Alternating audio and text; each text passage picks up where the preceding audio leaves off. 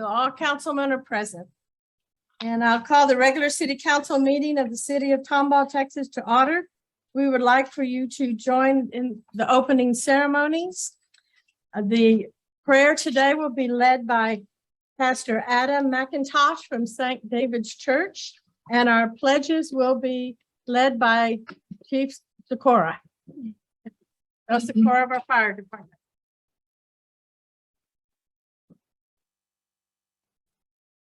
Good evening. Let's pray together. Almighty and triune God, we give you thanks and praise for all of your mighty works. You are loving and good and gracious. Thank you for creating us and sustaining us day by day. Thank you that you made us in your image to exist in community with other people. We thank you for the community of Tomball, Texas. We thank you for our elected officials and the businesses, the churches, the families, the individuals that make our city the great place that it is. But Lord, we acknowledge that we do not deserve these good gifts. We are not worthy of your favor, for we have sinned against you in thought, word, and deed. We do things that we should not do, and we don't do the things that we should do. We have not loved you with our whole heart, and we have not loved our neighbors as ourselves. We appeal to the Lamb of God, Jesus Christ, who died for our sins. Forgive us and give us hearts of love and obedience to your holy scriptures. Thank you that Jesus rose from the dead and now reigns as King over heaven and earth.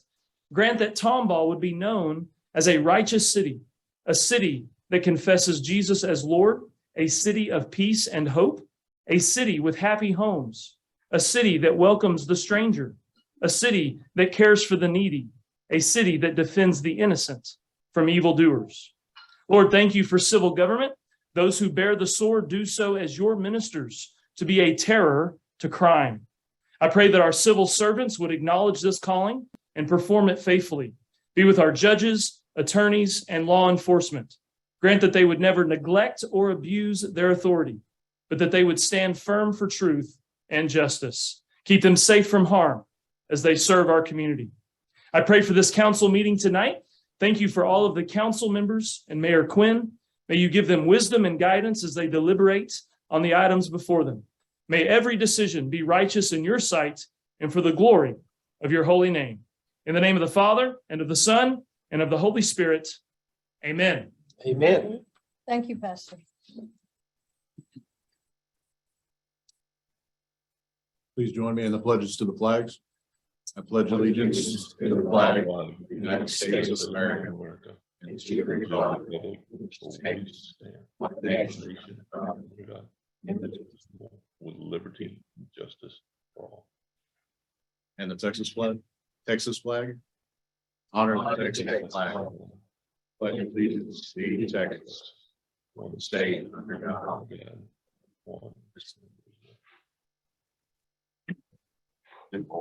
I didn't even. Good boy. Thank you.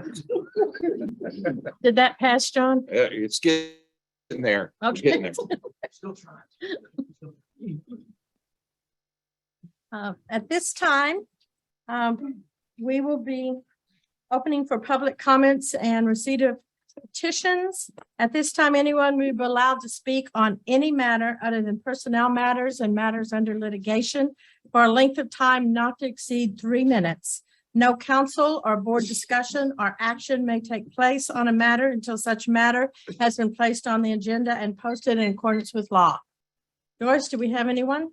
I have one for general and one for new business, each one Okay, to speak or to read? to speak. To speak. So do you want the general now or do you want both of them? The general comments now, we'll wait for the second one when the item comes up on the agenda. Okay. Ellen Warren, Okay, please come forward and state your name and address. My name is Ellen Warren and I live at 206-1 Moore Street. I'm here today because this is my first meeting, so I'm a little nervous and I don't like to get in front of crowds. So a couple things that I just wanted to bring to your attention, that on 600 Mason Street, I have witnessed some crazy behavior that is not normal. And I know that it's reported to the city of Houston and the city of Tomball, but it's still happening. And I don't know what we can do to fix it, but I just know that there needs to be more done because I know I don't want to go into detail, but it is very dangerous and it needs to be brought to a bigger attention. I think it is human trafficking. I don't think it's a halfway house. And that's all I need to say about that.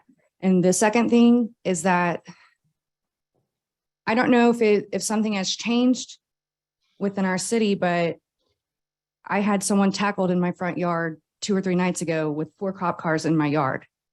And it makes me nervous. I live downtown and I've lived here for almost 10 years. I don't know if something has changed. I don't know if we all need to be more aware as citizens, but I just wanted to come and share because it shook my boots. And I know that I'm a Texan and I'm locked and loaded, but it has shaken me to my core. And this is just downtown Tomball. And this has just been within the past 2 weeks. So I just wanted to bring this to everybody's attention and to, we have a business here. We have a construction business in Tomball. And I know that I work at 2 of the restaurants here in Tomball. And I just care about our community. And I just wanted everybody to be aware of what's going on because there's something going on. And I know that we can all pull together and just be aware. Be aware. I know that the cops can't do everything. They can't. But as citizens, we can protect each other. And that's all I have to say. Thank you. Thank you.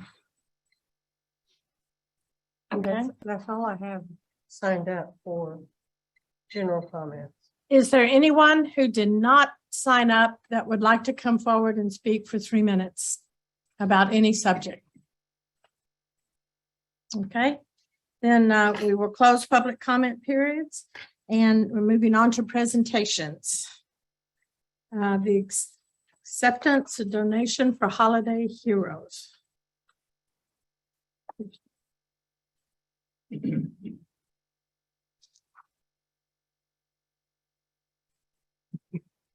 Amanda, please state your name and what this is for. Hi, I'm Amanda Kelly. I am the market manager for Tomball Farmers Market. And during Father's Day at the Tomball Farmers Market, we had a dunk tank event that came out that was really successful. And the police officers and fire department and the city kind of competed against each other. And we gave awards and everything. And so we just wanted to present them with their check today. Thanks. I have no idea what I'm doing. You're doing good. You like being in. So we're about Tracy. Tell the real story. Yeah. The real story is the fire department shows up with a fire. But you got donkey about this guy. David was a close second. I did bring one. Oh, we'll see. I carried it around with me everywhere. So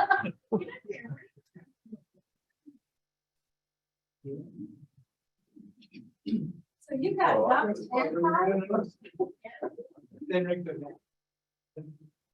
Wait for the guy, you got to find the case too. I don't have it with me today.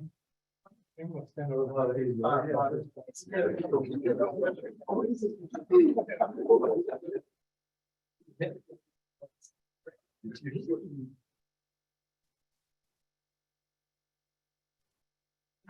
On there, it even says the fire department won again. Ouch. Thank you very much. Congratulations.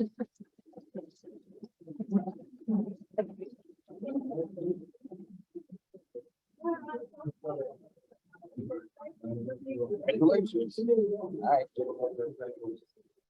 Thank you. Thank you for being done. Thank you. Thank you, sir. Sir. Thank you. Thank you, sir. Thank you very much.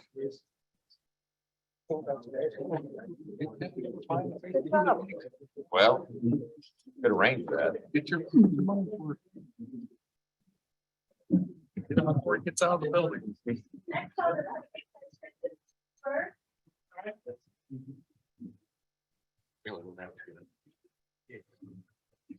Good evening, Mayor and Council. Hope you're all well.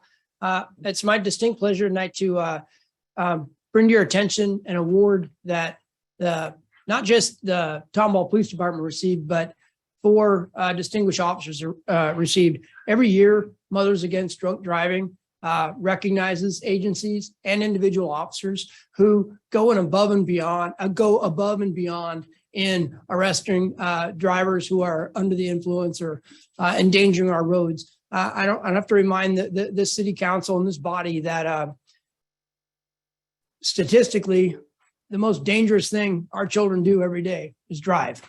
And that statistic starts dwindling out about the time we hit about 45, and then we have heart issues and all this other stuff, but then we probably slow down. But the reality is driving is exceptionally dangerous. And without a doubt, what makes it the most dangerous aspect is that people drink and drive. It has been a priority of this department. It was a priority long before I came to this department, but I can say that in the last 2 years, our DWI statistics have more than doubled under the guidance of Captain Brandon Potan on patrol and then some very, very dedicated night watch officers. So I want to recognize 4 officers in particular, if they can come up, and that's going to be Bryce Smith. You could, yeah, bring all those heavy things up. Officer James O'Malley, Officer Derek Townsend, and Officer Aaron McNeil. There you are. I will say at this luncheon, we're not necessarily competing in law enforcement, but it is a friendly competition nonetheless. And it's something I support, that these officers amongst themselves see who can get the most arrests out of the year for driving, driving while intoxicated. I won't say who came in first. It's written right on their trophies. But the key is we also look at other agencies. So in that room at this luncheon, about 240 other folks were there from Harris County Sheriff's Office, from HPD, and their model of doing this is getting great big task force to go. So if Officer Jones pulls over a drunk driver, they just get on the radio, hey, send over the task force. The guy runs over and he gets that body, and that's what he or she does all night. And so they get some big numbers. My officers are responding to, on average, 4 to 7 radio calls a night, arresting multiple people a night, doing jail transports. And on top of that, last year, they collectively arrested and took 129 drunk drivers off the streets of Tomball. So I'm very proud of that.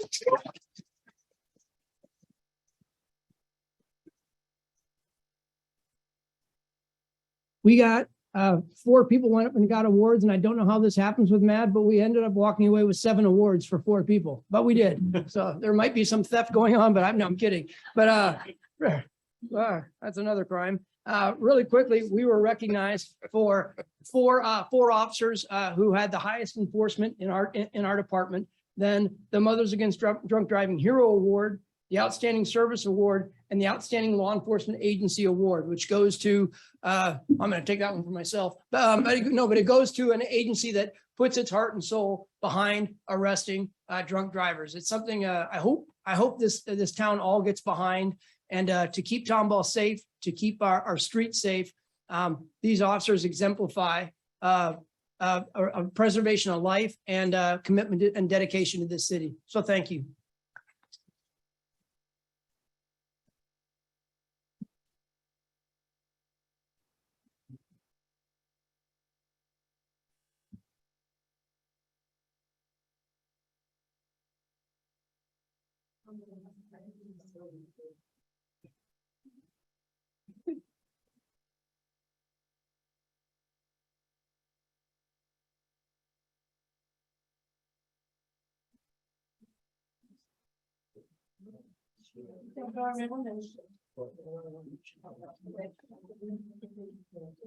Thanks, sir. Thank you, Townsend. Congratulations. Thank you, sir. Thank you, ma'am. Thank you very much. Thank you, ma'am. Congratulations.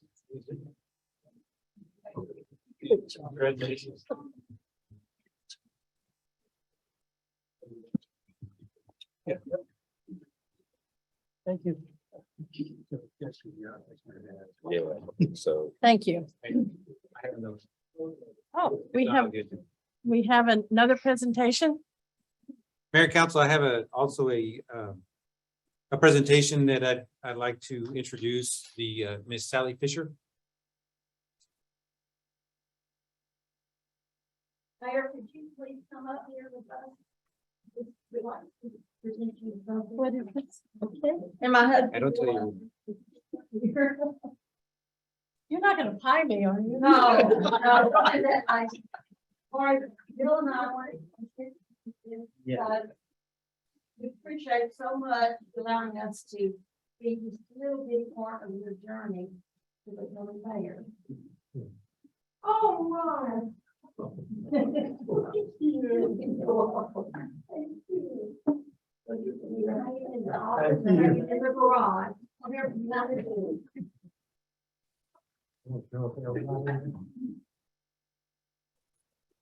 Get on these side, Sally. Y'all get.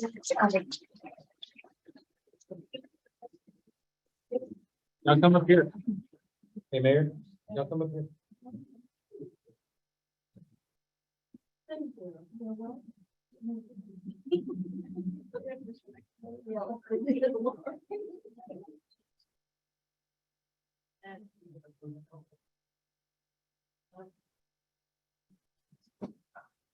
Oh,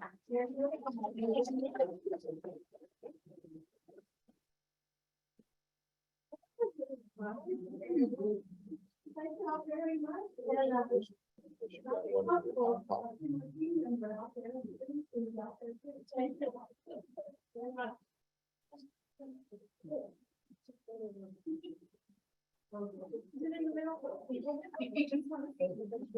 want me to sit right there? I'll go in the office. Thank you. Thanks.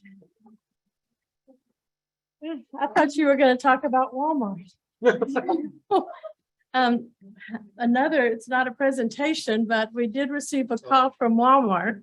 And Walmart competes as a company for the most fundraisers to their charity.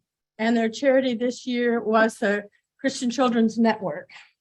And so they ask people from Tomball to help come so they can raise money.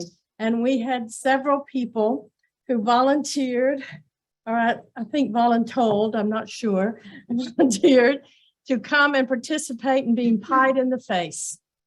Ken Cole, Dane Dunnigan, myself,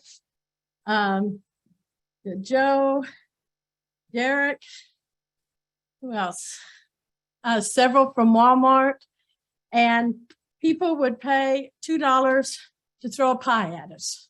And so we sit there for 2 hours and got pied in the face. Did I miss anyone? Sean Davis, yeah. And plus Muhammad, which is the manager of Walmart, which he said he's never doing that again because they did an all call and he had the most 25 pies from employees and they all kept their job. They all kept their job. So, but they called and said for the first time in the history of having our Walmart here, that of the 8 stores, they're usually last or next to the last, they were number 1, doubling their goal.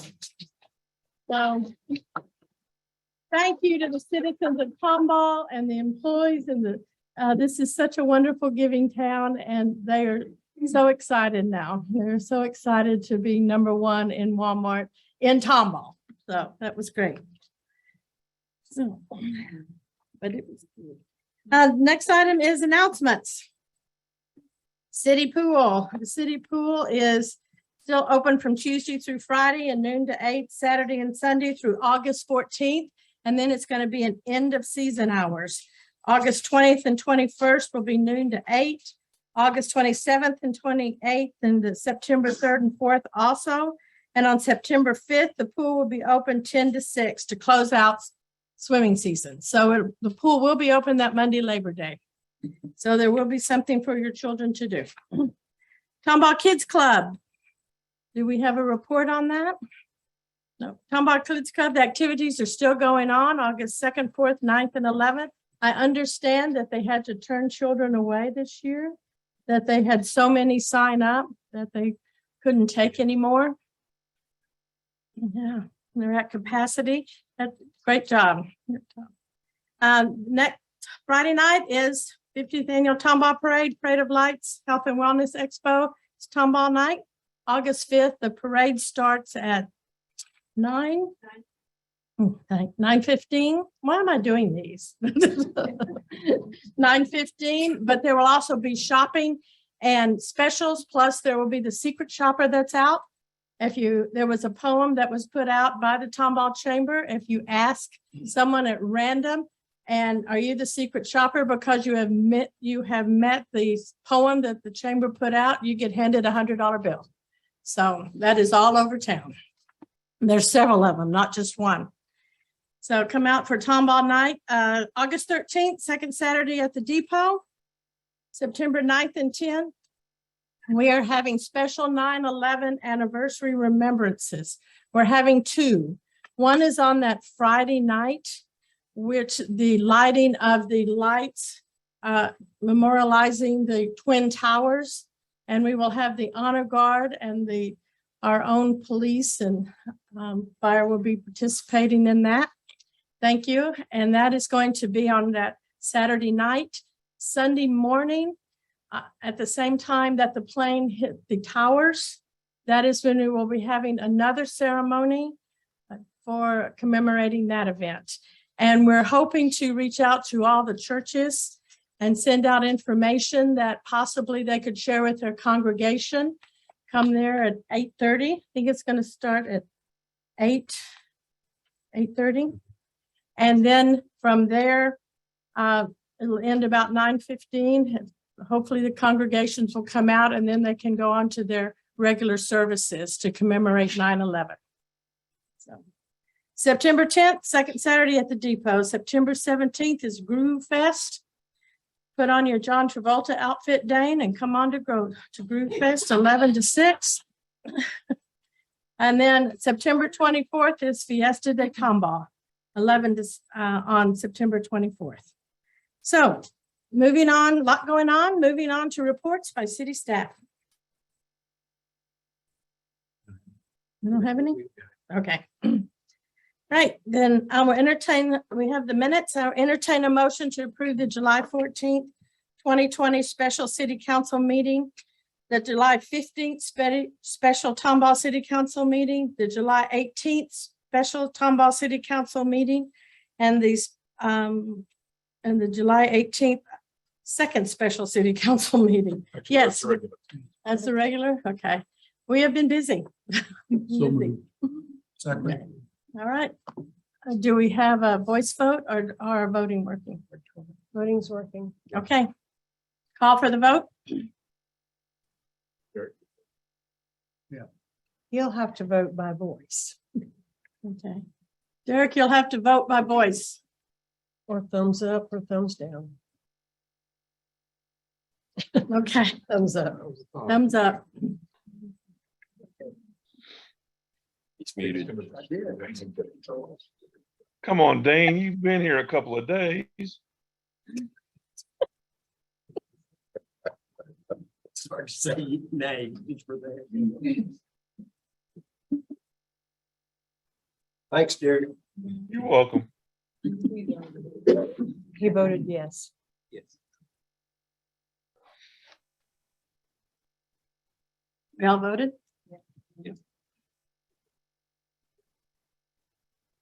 Motion carries unanimously. Councilman Townsend voted aye. Okay. All right. The next item is old business. Our next item on the agenda is to remove from table for consideration to adopt on first reading ordinance number 2022-13. Amending chapter 50 of the Tomball ordinances by changing the zoning district classification of 13.21 acres of land legally described as being portion of Tomball outlets 163, 167, 171, 172, 175, and 176 from ag to commercial district. Property located within the 13,000 block of Medical Complex Drive at the southwest corner of intersection of South Cherry Street and Medical Complex Drive, providing for severability, providing for a penalty of an amount not to exceed $2,000 for each day a violation for any provision thereof. Hi, Nathan. Hi. Good evening, Mayor, Council. This item has been tabled a number of times over the last number of city council meetings on June 20th, July 5th, and July 18th. However, we do have a representative today to make a presentation. I was just going to briefly go over, since we've already presented this to you once before, but just to give a quick reminder to council what we're kind of looking at here today. Please. So the location, as you'll see, No. no worries, is located along Medical Complex Drive, west of South Cherry, on the south side of the Medical Complex. I'm going to need you to go. Just one second. Yeah.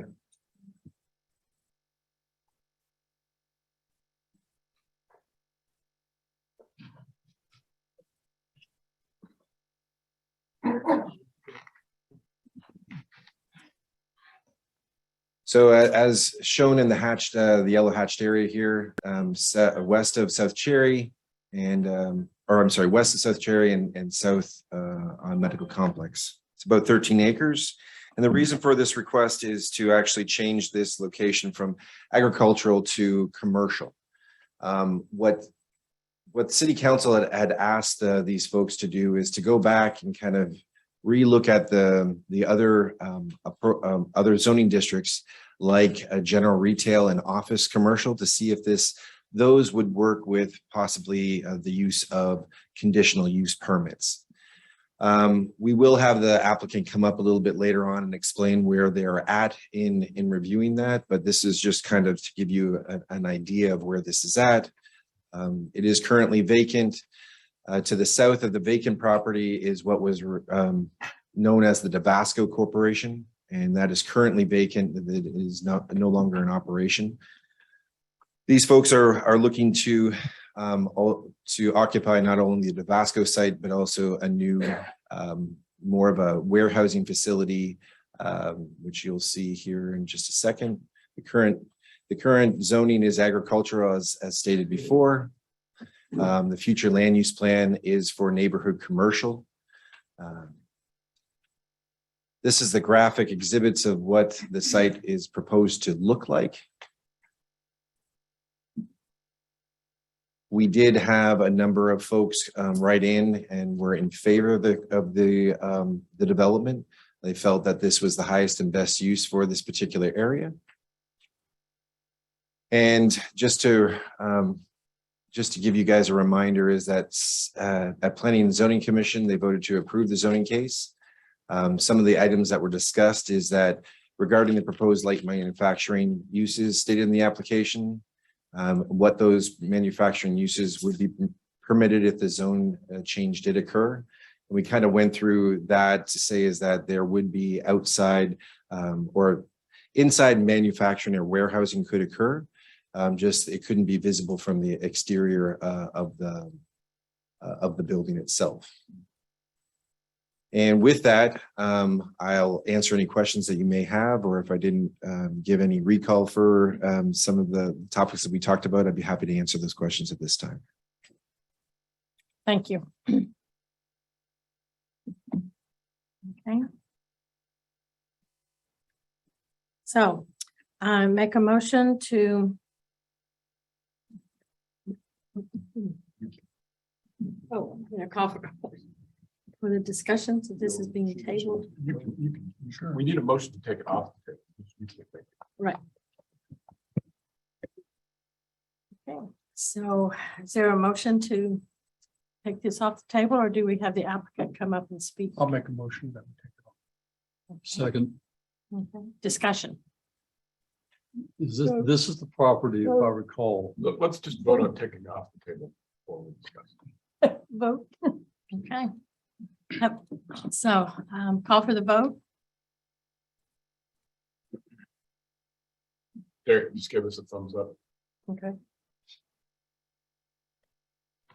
Aye.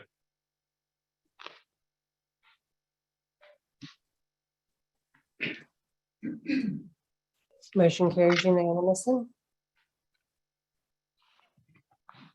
right, now, Doris, remind me, I know that we had a motion and a second. It already has, when it got tabled, it had a motion and a second, so we don't need that again for this.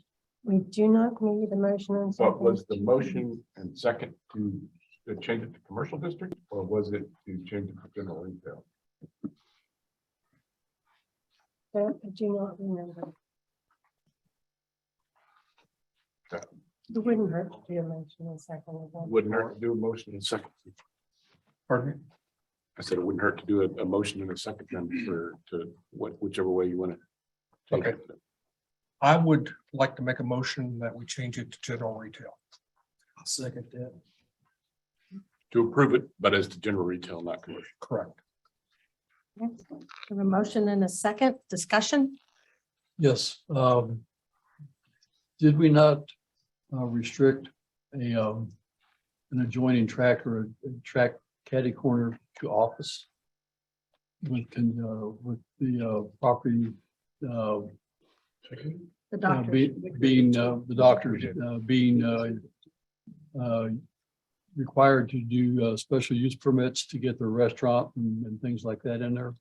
You are correct, we did. And I would be willing to change my motion to office to meet that. Thank you. All right, then we need to determine, if you want to amend your motion, we need to vote on whether or not you can amend the motion. Okay. Would you also like the applicant is here?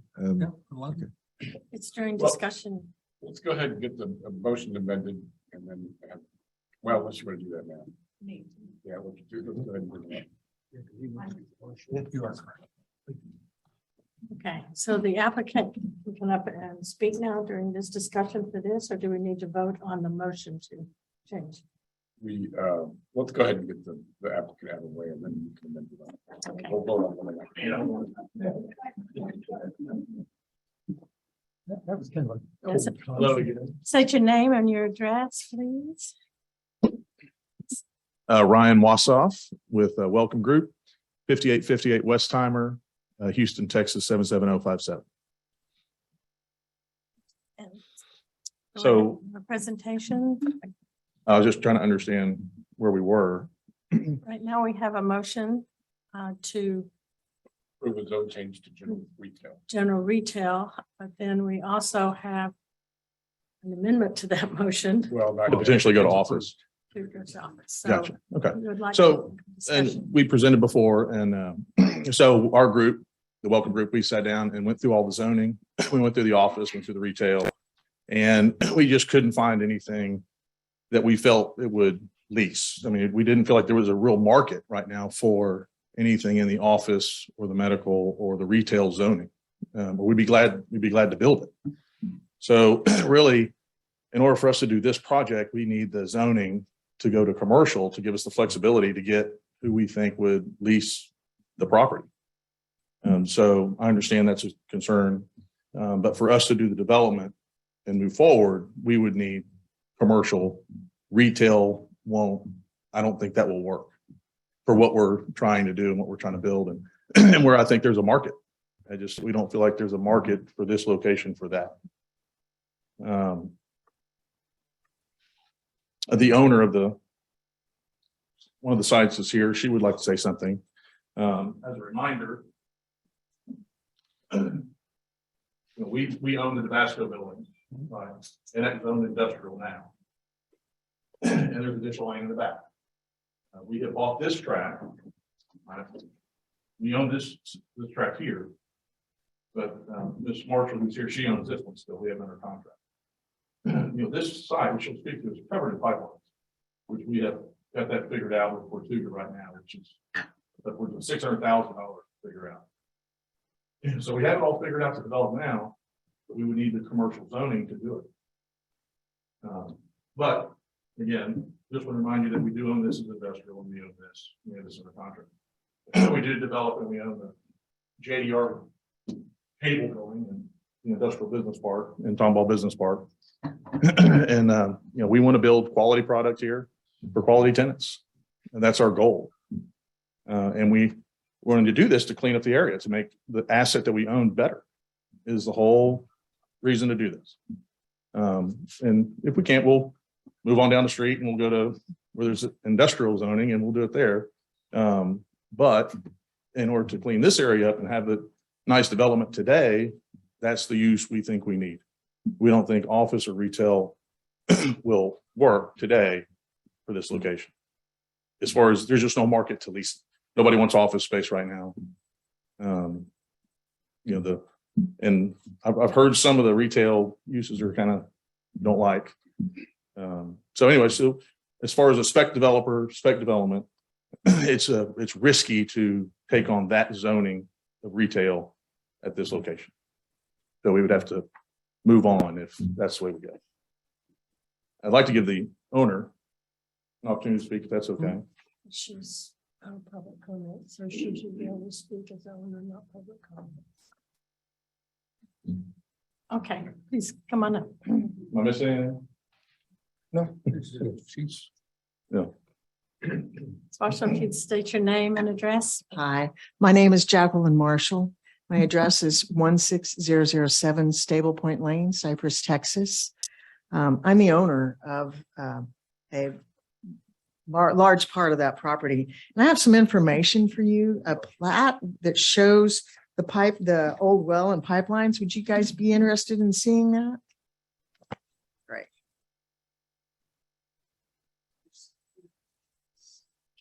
Copy of the same thing.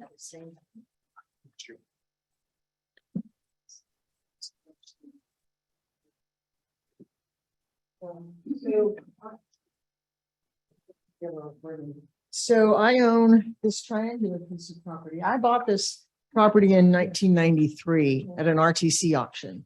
And I initially bought it to homestead it. I wanted to build a house and have horses and, life changes.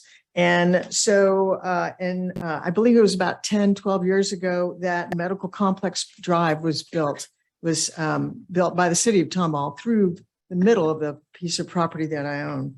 And at that time, eminent domain is a hard thing to fight. So I chose not to, and Tomball went ahead and paved that diagonal road right through it, cut my property into two triangles, making it very difficult to sell. I've been trying to sell this property since for at least the last 20 years. And finally, Welcome Realty Group came along months ago. We have been working on this over a year. Has it been over a year? Oh my goodness. Anyway, over a year ago. And they have diligently put, I have no idea how many thousands of dollars of work into engineering, talking with Tortuga, negotiating with Tortuga, trying to get, as you can see on the plat that I gave you, that well sits right here, and all those red lines are pipelines. That piece of property is useless. Nobody can do anything or build anything on it until that is resolved, until that is remediated. I'm sure you're much more aware of that than I am. If you turn the page, the next page, you can see where the Welcome Group is going to, I hope they're going to be able to build on that property. And it looks like all of the frontage along Medical Complex Drive will be landscaping and parking. You've seen the renderings of what the building would look like. And honestly, I was really pleased that it would be something that would grow this city, that would bring in jobs. This company does beautiful work. And it was appearance-wise, it was something that I was really excited about. And so between them and me, I had agreed to spend $640,000 to remediate those pipelines so that they can build, so that we can have this sale and they can build on this property. So I want you to know that as the property owner, I think that this makes so much sense. There's one other thing I want to bring to your attention, and that is the fact that at this time, the current value with HCAD is $402,000 for that piece of property. And that means that the city of Tomball gets $1,340 a year in taxes, and that Tomball ISD gets $5,000 a year in taxes, which I've been paying for many years. And I suspect that they're going to spend upwards of $6 million. I have no idea how much you're proposing to spend. This is, the whole project's probably 80 million. Okay, then we'll double my estimate, but almost triple my estimate. Thank you. But so if we triple that estimate, then the city of Tomball is looking at $60,000 a year in taxes.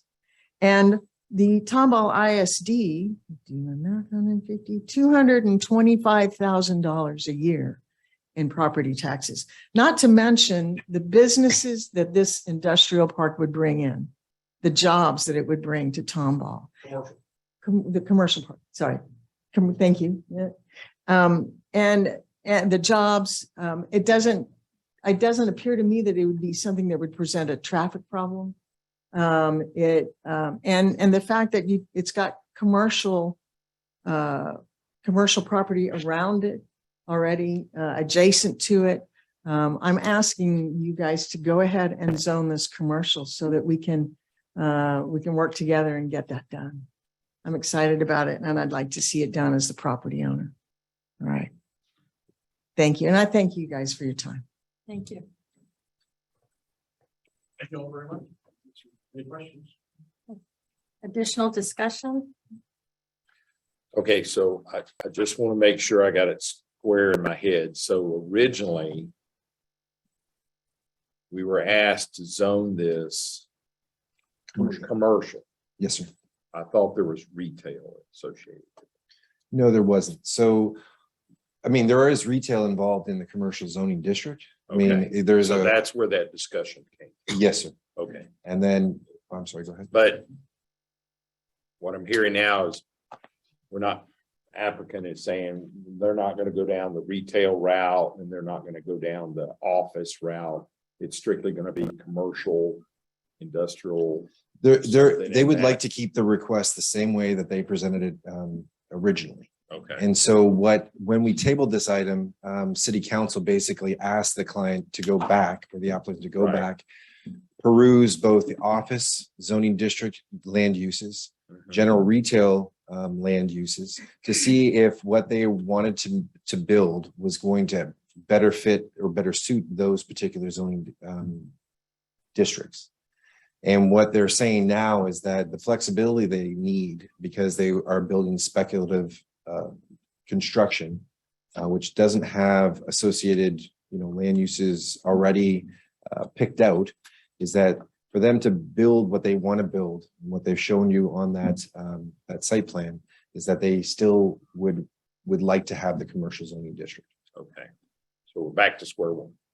That is what they're asking. Yes. Okay. Nathan, can you explain to everybody what commercial can be put in commercial? Sure. Because just saying commercial, a lot of people don't understand. Yes. Can you explain what all can be put into commercial so everybody will know? Well, because our land use matrix is very extensive, we put together just having both general retail and commercial on the associated matrix in front of you right now on the screen. And so, I mean, there's hundreds of different allowances, but we can kind of walk through. Would you be able to zoom in a little bit so you could read a little bit further? Maybe one more. Super. That's fine. So if we start scrolling through, we can kind of, if you wouldn't mind scrolling down as we go, and I'll just kind of tell you when to stop. So you can add in, or just to make sure that we are aware which one. I think general retail is the red. We just zoom back up at the top really quickly, just so we're on the same page. Or I could, would that be open? So general retail is in the red and commercial is in the brown page. And as we go down, we can see accessory structures are allowed, caretakers guide residences are permitted by right, occupation permitted by right. It's residential use is conditional use permit. Same with private street subdivisions. Clinical emergency cares are permitted by right in both. And as you can see, there's a lot of different ones. The ones that are, as you can see, the office showroom warehouse is one of the land uses that they would like to use, but it's only allowed in the general retail with a conditional use permit. But in inside commercial zone, it is permitted by right. So that is one of the types of land uses they want to be able to market to. And that's, was there another number of land uses that you could call out? Like dancing hall facilities, if they wanted to do something like that, both are conditional use permits. Funeral home wouldn't be allowed to be occupied in a general retail, but in a commercial retail, or I'm sorry, a commercial zone district it would. Was there any, Mr. Dunnigan, was there any in specific that you'd like to see? I'm just right there. Let's stop there for just a second. Go back down. Yes.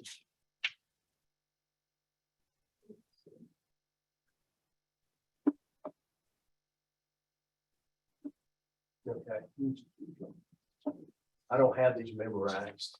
Yeah, I'm I trying to get thought to I the would, word. but I didn't. Okay, wait a minute. So a convenience store with or without gasoline is permitted in it? Both of them. In both, Both of them. trying to get to the ones that. And the drinking established, so they didn't want to put a bar there, something they could. If it was in general retail, it would have to come in with the drive-in service, it would have to be a conditional use permit, but it's permitted in commercial. That's what I. The drinking establishment is permitted by right. Yep. That's correct. Can an SOB go in there? A what? SO, No, I think I saw that up there a minute ago. It's in it was No, it's blank. just- Yeah, it's just in, in the light industrial. I thought that was one that they could go in there, that and industrial. In industrial, yes, sir. Industrial. Sorry, But not in this category. not in commercial and not in general retail. Yes, that's correct. Yeah, it's back up, way up at the top. That's okay. I mean, it's blank. We went through it. Keep going down.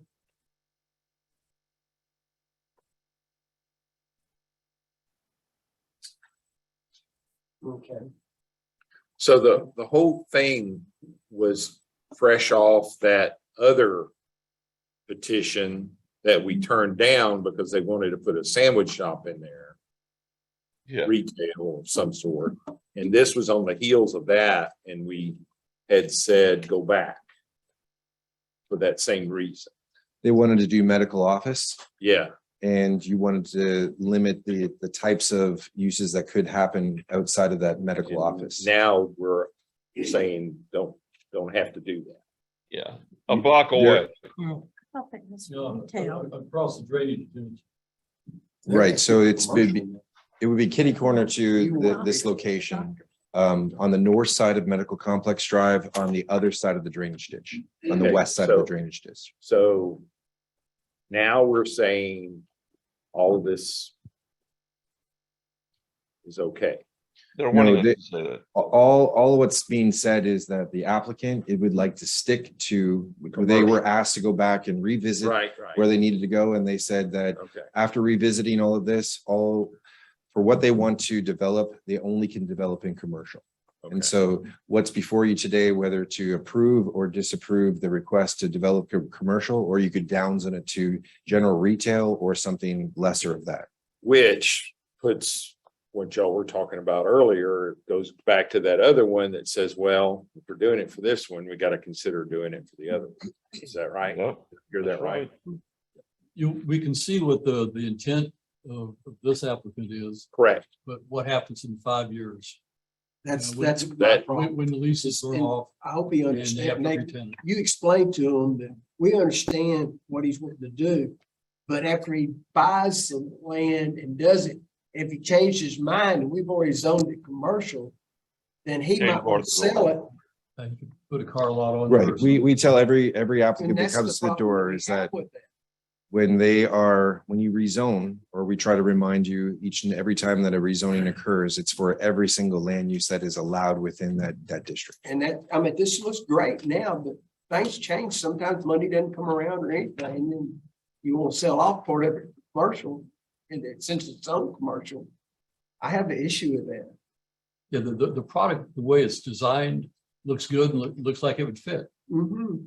But what happens, when the original tenants that I'm sure you guys have got a good track record with. Yeah, the only I can argue this, tell you is that we're not designing the building to cut up into small pieces. I mean, it's minimum of 10,000 square feet. So that's gonna take away a lot of the small little kind of petty little business you don't want to see. I mean, it's gonna be designed for bigger, small business. So 10,000 square feet more is what we're at. Well, I've been through your building that you constructed out there at JDR. Beautiful building, just absolutely gorgeous building. And I would assume you would do a similar construction of Yes, this it's side. all tilt wall and glass. Yeah. Tilt wall and glass, 100%. And if you look at the Tabasco building that we bought, it still is available for lease. Yeah. We haven't leased it yet. We've landscaped more, we bought more land to make it look, to control the area, make it look better, and we painted the building. We manage and lease all our own properties. And we really, personally, and I think the citizens would like to see, instead of a vacant building, something going on at that old building, its own We're trying. industrial. And frankly, I think the commercial use of this development alongside that industrial, I mean, it kind of, in the zoning world, it seems to work. Yeah, it's compatible. So, yeah, I know down the line, we could end up with a service station or something like that, but that's why we have city planners and to kind of say, this, may not be the best thing to do, but Look at how this building got, these are gonna be 10,000 square foot pieces. yeah. What do you envision going Well, any sort of small business in the city. that needs warehouse space? Electrical supply. Small business. I mean, let me say this. I have one say on this whole deal for this parcel of land over the life of it. I understand. And, the only thing we're voting on tonight is the zoning of it. Your project looks great. I have no issues with the project. But I've served on council for 13 years. And let me tell you what I've seen over 13 years. I've seen developers come in with pictures of what they want to build. We change zoning and it never happens. And then that land is rezoned for that use. And let me read some of the things that can be put in commercial. A cleaning plant, such as a commercial laundry. Construction contractor with storage yard. Where, believe me, I'm in the contracting business. I know what those look like. The laydown yards are not pretty. We have distribution centers. A lot of truck traffic.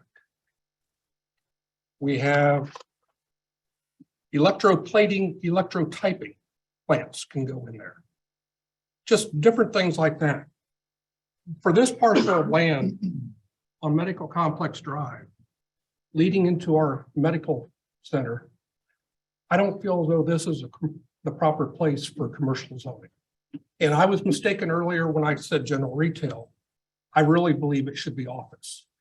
And I understand you're saying that's not going to work for your project, which yes, I don't control that. I only have one vote and I'm not in favor of commercial just because of what's that area is and where it's leading into and things like that. It's a nice area that's developing over there. You have a great project. It looks great on paper, but I don't know if that's actually what's going to end up there. And so, with me not being able to guarantee that to the citizens, I can't vote in favor of commercial because I'm not going to stick my neck out to say that's what's going to end up there. Because I've seen it happen too many times in this city where we change zoning to one particular area, to one thing that they bring in a nice picture of what we're going to build. They get the rezoning. Next thing you know, the for sale sign goes up. We've got the classification now. You can put in whatever you want. I'm not going to do that. I'm not saying you would, but I've seen that happen. I'm gonna go one step further than Councilman Stoll. We just had a residential property that we all thought was gonna be one thing. And lo and behold, it's not what we thought it was gonna be. We've got a lot of irate citizenry that if I lived there, I'd be upset as well. Because it wasn't what I had voted for, in favor of.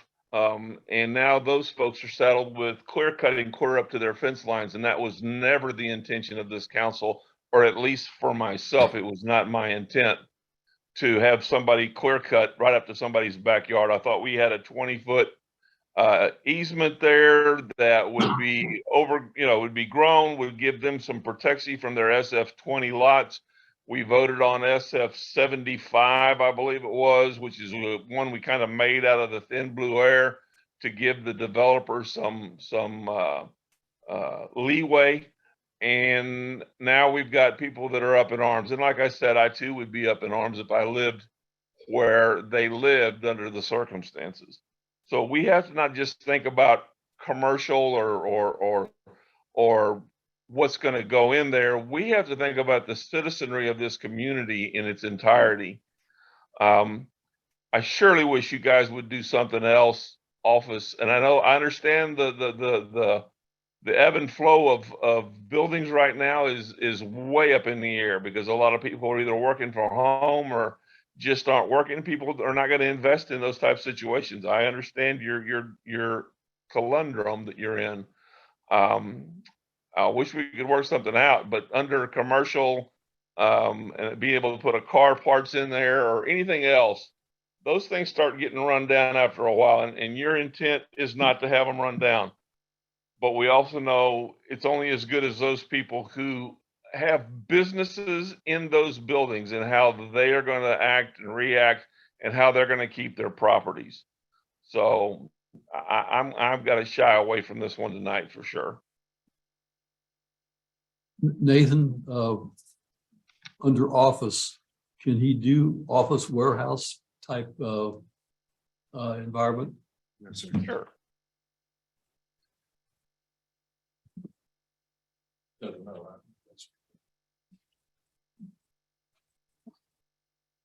Any other questions or discussions or? There's no other mechanism, I guess, out there to. As a commercial, make sure I develop it. If I don't, they bring it back. Don't work that way. No, there's a place right on East Huffsmith right now that was zoned residential, then it got changed to conditional use, and now there's businesses, storage buildings going up in it. Those people are all the way around there that live in it are not very happy about that. And it's just because of this that everybody assumed one thing and it didn't happen that way. Well, I think it was more than an assumption. I think it was more that we were told certain things. I know. I don't assume anything. I try to go on what we are given as facts, and unfortunately, somebody gave us some wrong facts. Yep. When I read the retail ordinance, I don't see it going to this. I don't see those. When I read that use, I don't see them renting space. Or I build it with retail all day long.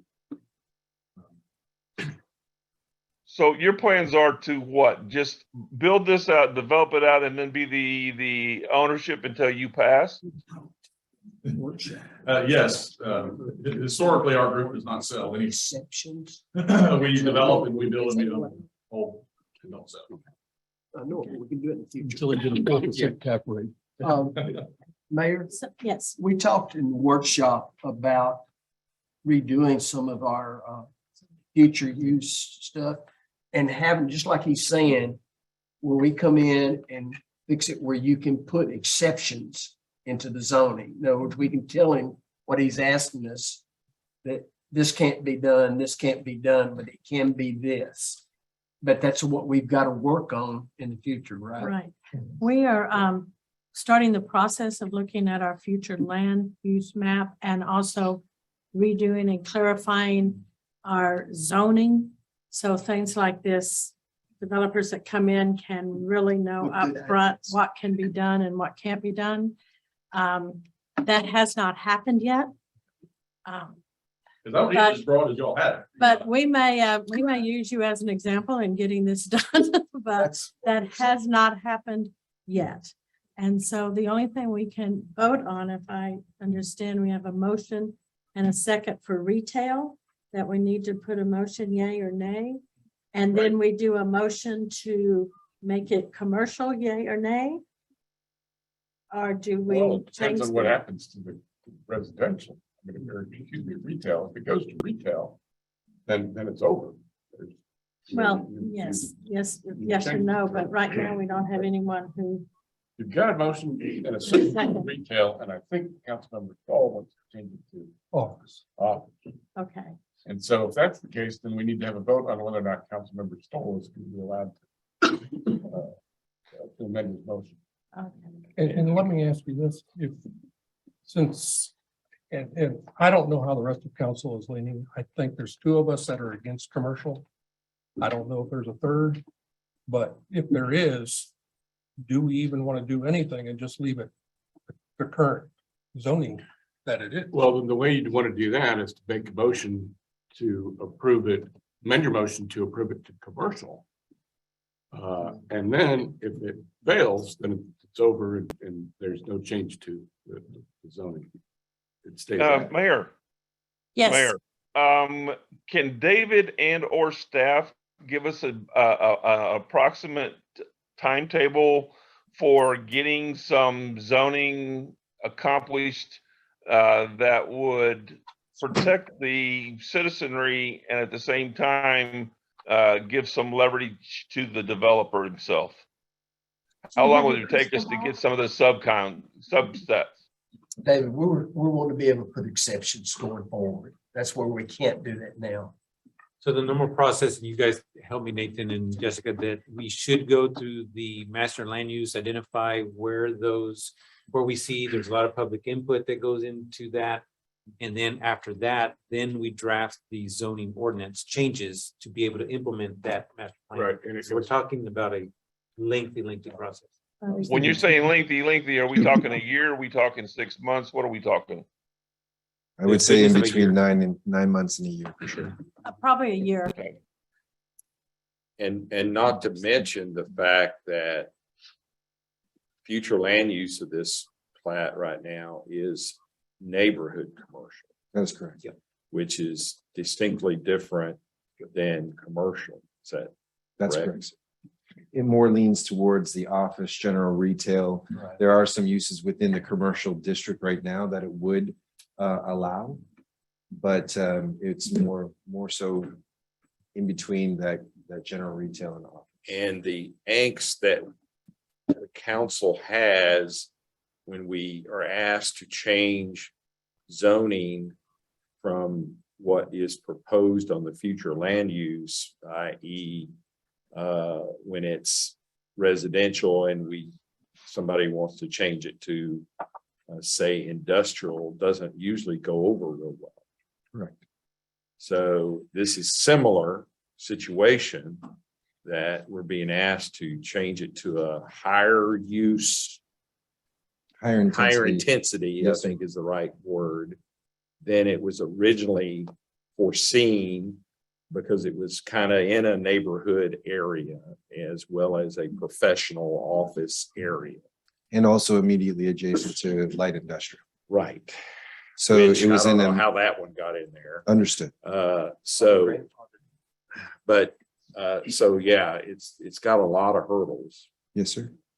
And that's why, as the mayor and David had said, is that it's something that we are looking into, because there are some areas that we have noticed that I think it's time for city council to take a look at and see what the city wants to offer in the future to our current areas that are not developed.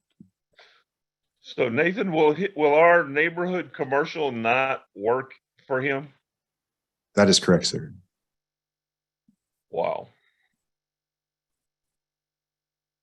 It is an unfortunate situation that we have not gone through the process that we identified that causes the situation to occur. We recognize it, and it's important for the future of Tomball and the development and the quality of development that comes in that we get that done. So, but as of this time, these are the only choices we can do is have a motion to amend the motion to a motion that it's okay for him to amend the motion. Well, if he wants to amend the motion, yeah. Okay. You want to amend the Right motion? now you've had it amended To it amend to it from general office, retail to office? or do you want to amend it to? Put it back the way it commercial. stated. Can Councilman Stahl withdraw his motion to amend and he'd go back to his original motion to approve commercial? Yes, as long as the second will. Who held the second on it originally? Me. Well, Me is Randy, by the way. Mr. Parr. so it's a gamble if I do that. But I'm willing to take the gamble. So, So we're back to a motion and a second on commercial. To go to commercial. Yes. right, so, Councilman Stoll is withdrawing his motion To take it to general to retail. take it to general retail. And Randy is withdrawing the second. All right. So, and then it is, this was originally though to table the motion. This time Okay, we're we don't do that. we're taking it off the table. So this is now a motion To change it to to commercial. commercial, That's correct. and that was made by, We don't recall who made the motion. I think it was me originally. It's in the minutes from that meeting. okay, it was probably Mark and Councilman Townsend. First and second, so what we are voting on now, any discussion on this is to make this property commercial. We have a motion and a second, That is correct. and now I'm calling for the vote.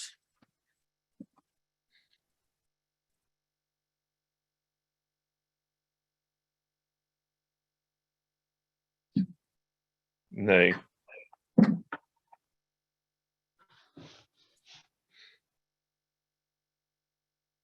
Motion fails unanimously to change the original motion So it'll stay. to change it to commercial.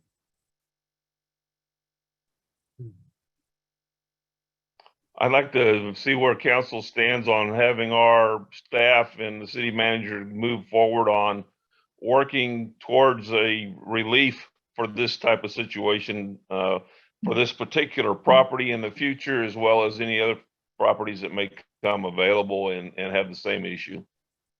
I say give them 2 weeks. I 2 weeks. I thought we discussed it at our council. You would have given 2 days? Special Session and maybe direction. Yeah, We we, did. this was, we had a public workshop, for those of you who don't know, we had a Open Uh, public workshop. public workshop on the 15th, and we had another, This was.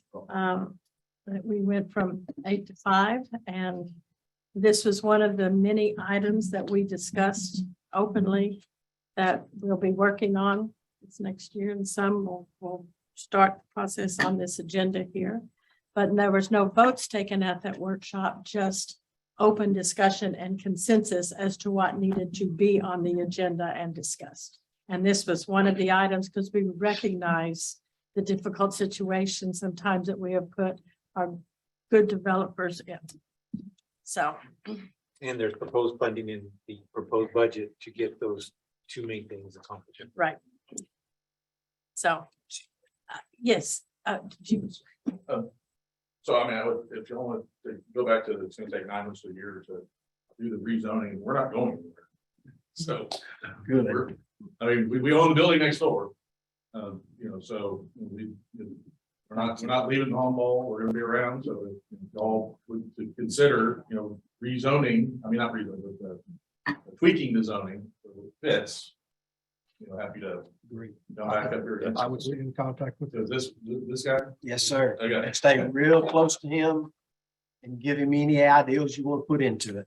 That's right. We need your ideas, sir. We need your suggestions. Because part of this will be public meetings and hearings. Yes. Public meetings, you want to hear from the citizens of Tomball about what they want. And part of this rezoning and looking at our future land use map will be public hearings. As we had done before when zoning happened back in 07, 06. Town has changed. It's time to get this done. Hey. But thank you. Thank you. Please. Thank you. And thank you, Ms. Marshall. Okay, next item is new business. Is new business and Nathan? It is. All right. So we currently, this is to adopt the first reading in ordinance 2022-16 in ordinance of City of Tomball, amending chapter 50 by granting for a conditional use permit to allow for an accessory residence within a general retail zoning district at 817 East Main Street. And so with that, if you wouldn't mind going to, thank you.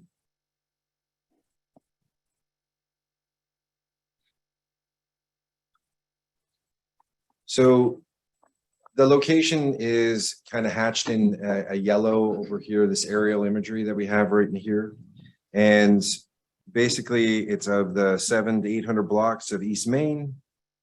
And this area has been inside the city limits since 1978.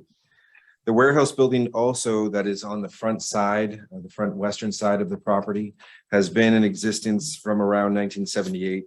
And then in between 1995 and 2006, we noticed that there was a residence log cabin that was built in the rear, as you can see from this aerial map. In each of these buildings, as they both respectively predated the City of Tomball's adoption of zoning in 2008, had current land uses that are considered legal nonconforming. The reason for the request is that after the applicant had purchased the property and moved into the city, he basically had wanted to occupy that residence in the rear. And so with that, he approached city staff. City staff went out there to look at it. Because it was in an existing legal nonconforming situation, they allowed it to occur. However, since then, the applicant has built a number of other structures on the site. And that is where this request for a conditional use permit comes in. So what staff has kind of structured here is that we would like to create a conformity for the residents in the rear. So this person can move forward and request from the Board of Adjustment for any changes that he has made to the property that are in violation of setbacks, et cetera, et cetera. So that's kind of where we're at this particular time. And the request for the conditional use permit would allow that residence to stay in existence in that same location. Here is a picture of the current location of where that is. I'm sure you see this every day when you either exit going east or coming back west into the city limits. These are the improvements, some of the improvements of, there's a color change to the front of the building. There's been new windows added to the sides of the building. All very non-structural, but they've kind of added a new architectural appeal to the side of the building.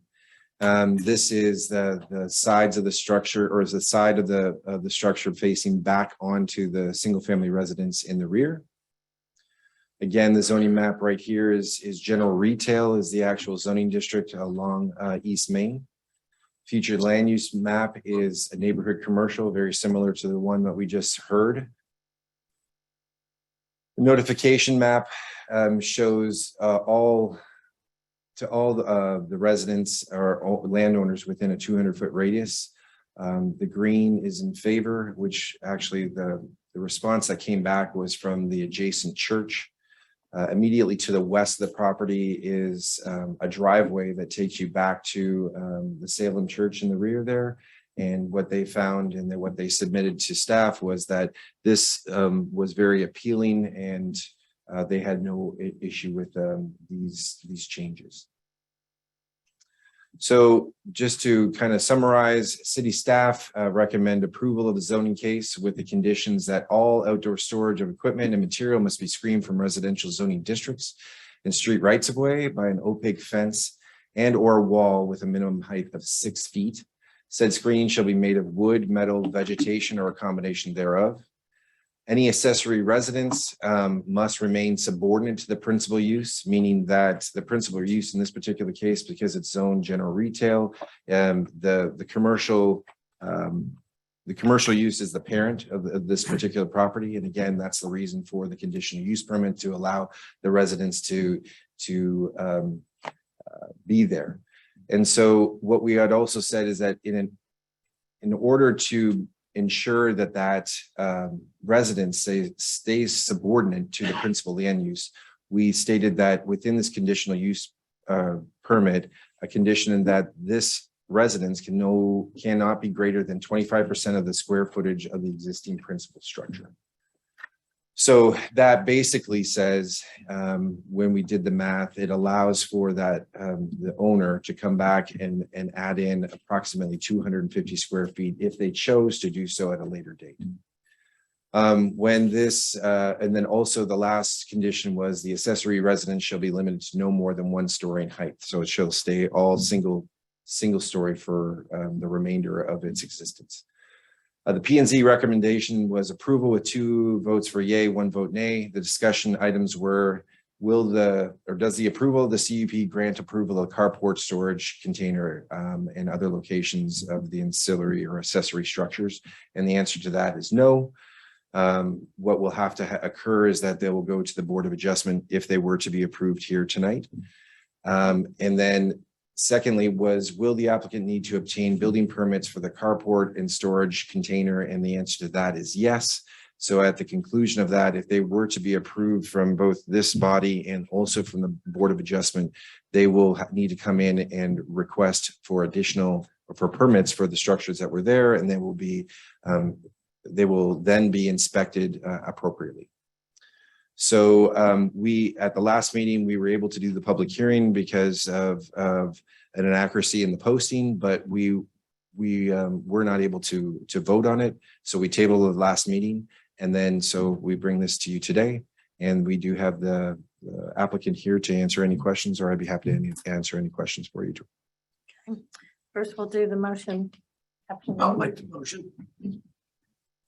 This is just to adopt on first reading. This is, I'll entertain a motion to read by caption only on first reading ordinance number 2022-16. Do I have a motion? Yes. Second? Okay. Call, any discussion? Call for the vote, Okay. just for reading.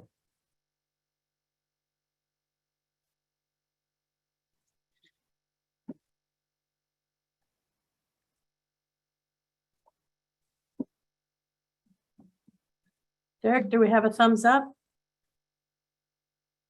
There it is. Okay, so everybody voted? Motion carries unanimously. Okay, Doris will read. Ordinance number 2022-16, an ordinance of the city of Tomball, Texas, amending chapter 50 zoning of the Tomball Code of Ordinances by granting a conditional use permit, CUP, to allow an accessory residence within the general retail zoning district at 817 East Main Street. Said property being approximately 0.78 acres, being a portion of the Jesse Pruitt survey, abstract number 629, legally described in Exhibit A. Located within the 700 to 800 blocks of East Main Street, north side, containing findings and other provisions relating to the subject, providing a penalty in an amount not to exceed $2,000 for violations hereof, and providing for severability. I will entertain a motion to adopt ordinance number 2022-16 on first reading. I'll make the motion. Second. Okay, discussion. I was at the planning and zoning meeting and listened to the gentleman talk. And the letter the church wrote was amazing. I thought they wrote 2 letters, if I remember right. It's what they said. They actually wrote 2 different letters, all favor housekeeping. cleaned it up, made it look so much nicer and everything. And then he also got up and explained to us, he went by the Harris County tax way it was listed.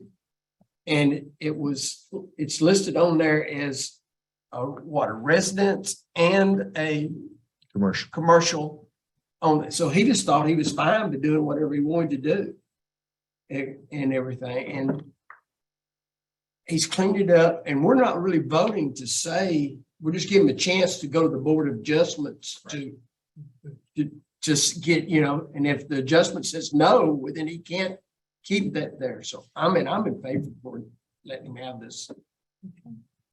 Any other discussions? Let's call for the vote.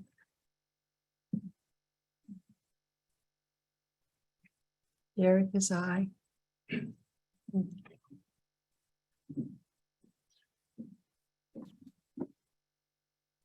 Motion carries unanimously.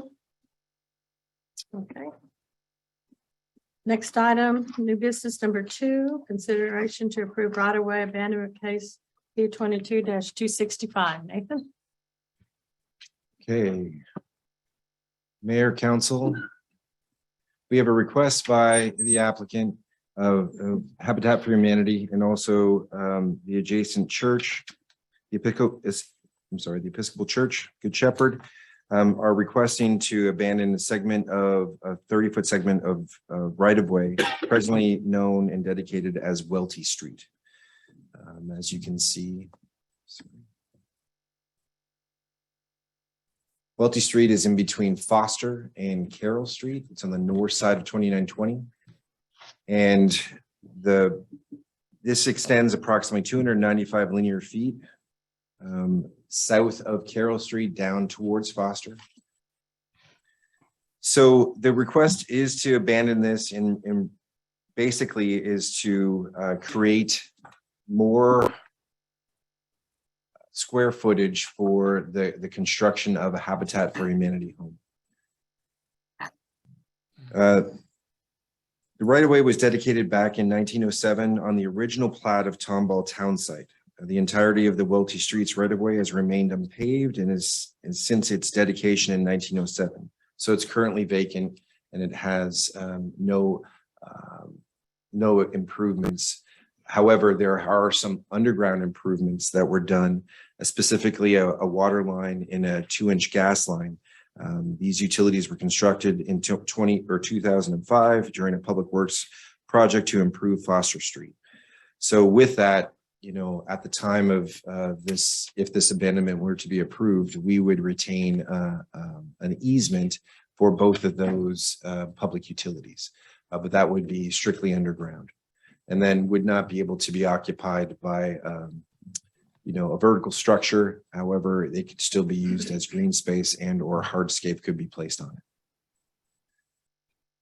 With these improvements in Foster Street in 2005, a permanent cul-de-sac was constructed at the outermost extent of Foster Street where it intersects with Welty Street on the right-of-way, which is on the north side of Foster, right at the conclusion of Foster Street before it goes into the church.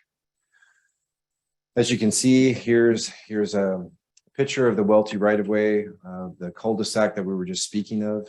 And then here is also the right-of-way, the unimproved right-of-way looking south on Carroll Street down towards where Foster Street is located. As you can see, zoning, doesn't have any dedicated zoning at this particular time because it was dedicated as right-of-way. However, law states that when you rezone public right-of-way, it will take on the zoning of the adjacent properties. And so in this particular case, it would be single-family residential and then also duplex. Future land use plan has really no bearing on this particular situation. And the public notification map, as shown here, there was no responses that were either in favor or opposed to this particular request. City staff recommends approval of the case with conditions that the right-of-way of abandonment must be formally finalized by replatting, illustrating how the subject segment of the right-of-way will be absorbed within the boundaries and adjoining properties, which both property owners are very well aware and have already pretty much agreed that that's what they were going to do after, or if this were to be approved today. And sufficient utility easements must be dedicated for the existing water main and gas line within the Welty Street right of way. I'd be happy to answer any questions if you have any. Okay. This time. Next item is a public hearing. Next item on the agenda is to conduct a public hearing for case 22-265. It is now 7:28 PM and we're opening public hearing. Is there anyone wishing to speak on this? Okay. Since hearing no one to speak at 7:29, we are closing the public hearing on case P 22-265. And now we need to entertain a motion to read by caption only on first reading. Second. Call, any discussion? Yes, I have a question. This is just on the motion. This is for caption only, first Caption only. reading. And just for the record, there's no discussion on that by charter. Okay, So I'm going to detach it. call for the vote. Aye.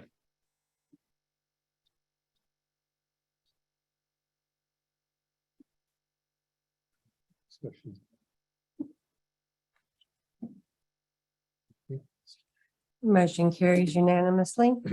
Ordinance number 2022-17, an ordinance of the city of Tomball authorizing the abandonment of public right-of-way dedicated to Welty Street, being a segment of the 30-foot wide public right-of-way extending approximately 295 linear feet northwest from the northernmost right-of-way boundary for Foster Street to the southernmost right-of-way boundary for Carroll Street, wedged between Block 90 in Tomball and the western property line of restricted reserve A in the final plat of the Episcopal Church of the Good Shepherd, providing for severability, providing for a penalty of an amount not to exceed $2,000 for each day of violation of any provision hereof, making findings of fact and providing for other related matters.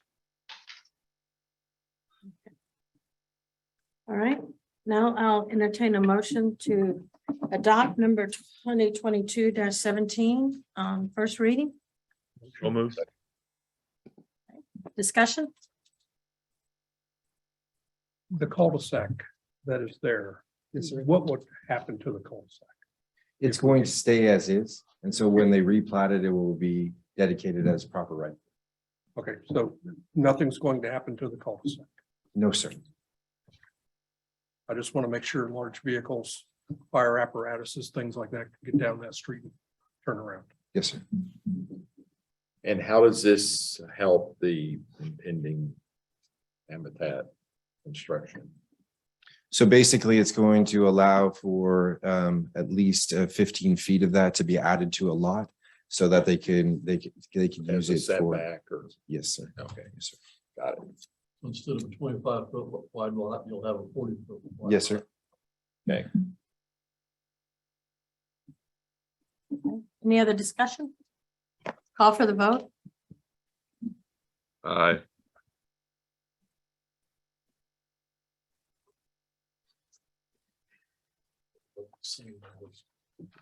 Motion carries unanimously. Next item 3, Megan.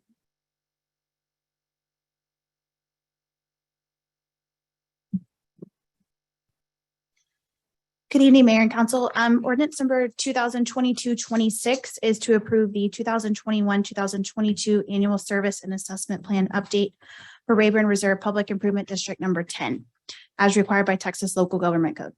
The original service and assessment plan was adopted by council in September 2020 for a 30-year term and was adopted and updated in August of 2021. Based on the update, the assessment rates will not be changing, with the annual installment to be collected from PID 10 of $328,342.48. Andrea Barnes with P3 Works is present to answer any questions that you may have. Thank you. I will entertain a motion to read by caption only on first reading ordinance 2022-26. This is for reading. Motion. Second. Okay. Any call for the vote? Councilman Townsend. Aye.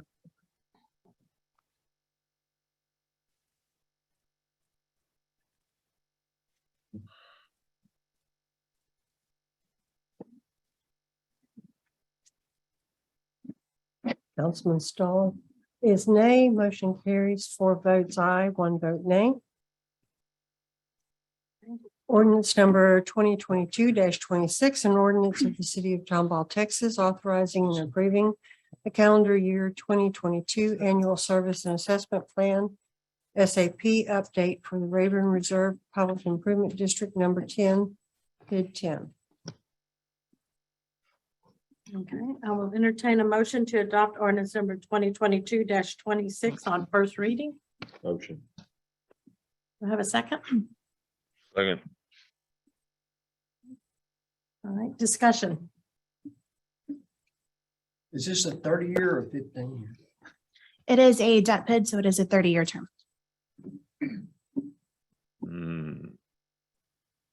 There's a 30-year one. That's what was approved originally with the PID in 2020.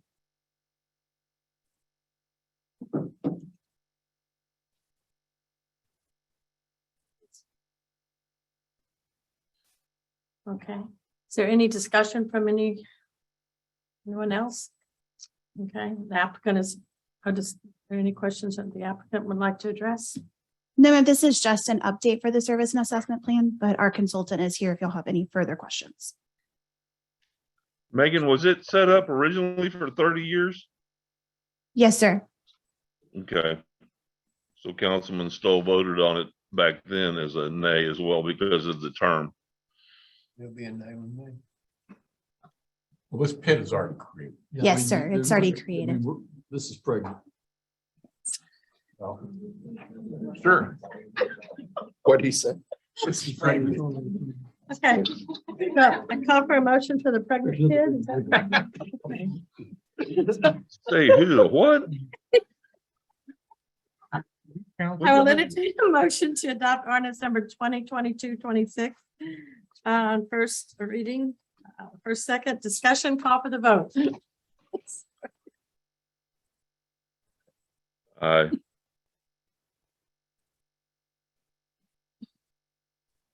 For discussion. Motion carries 4 votes aye, 1 vote nay. Councilman Stahl, nay.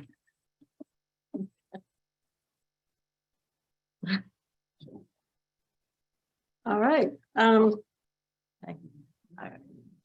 Next item. Megan. Ma'am, resolution 2022-29 is to adopt the preliminary service and assessment plan for Woodleaf Reserve Public Improvement District number 11 and call for the public hearing on September 6th. The service and assessment plan would cover the 30-year payment term as approved on the PID creation and establish the assessment rule for the tax collection as required prior to the bond sale scheduled for the end of October.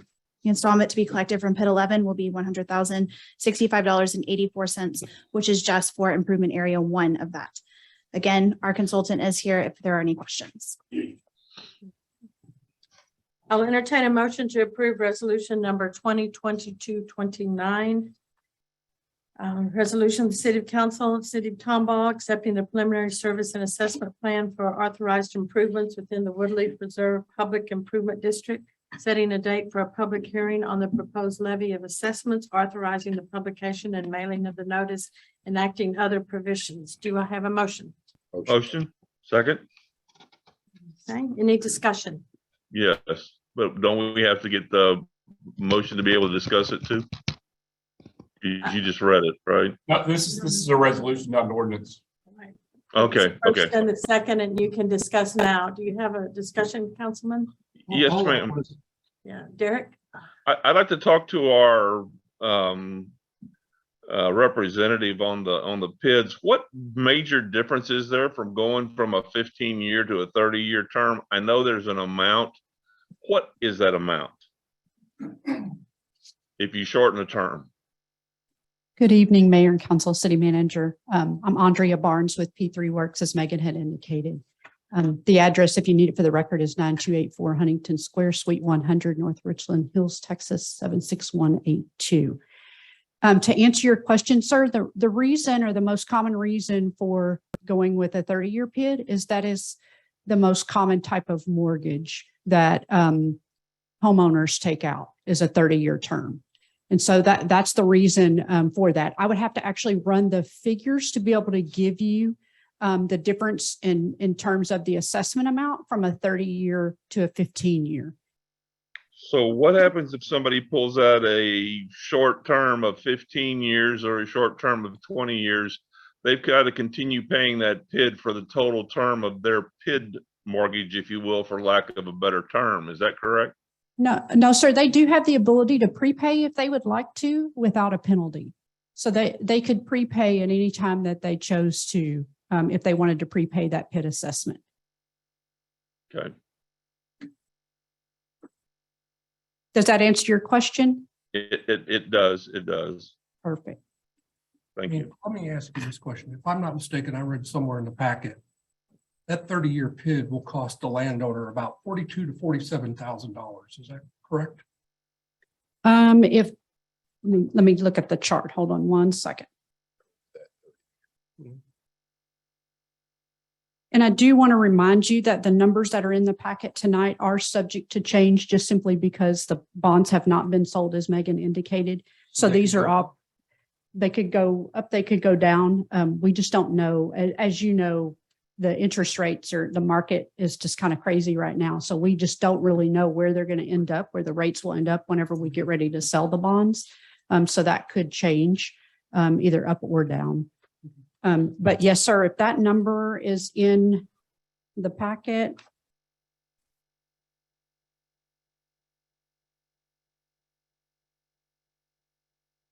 And the annual installment shows over the life of the PID to be so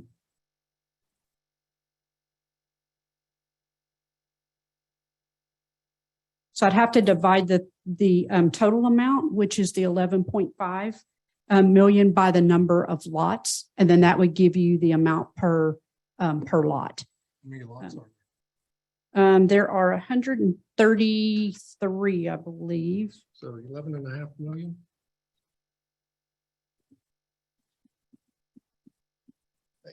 Nathan's racing you. So let's see.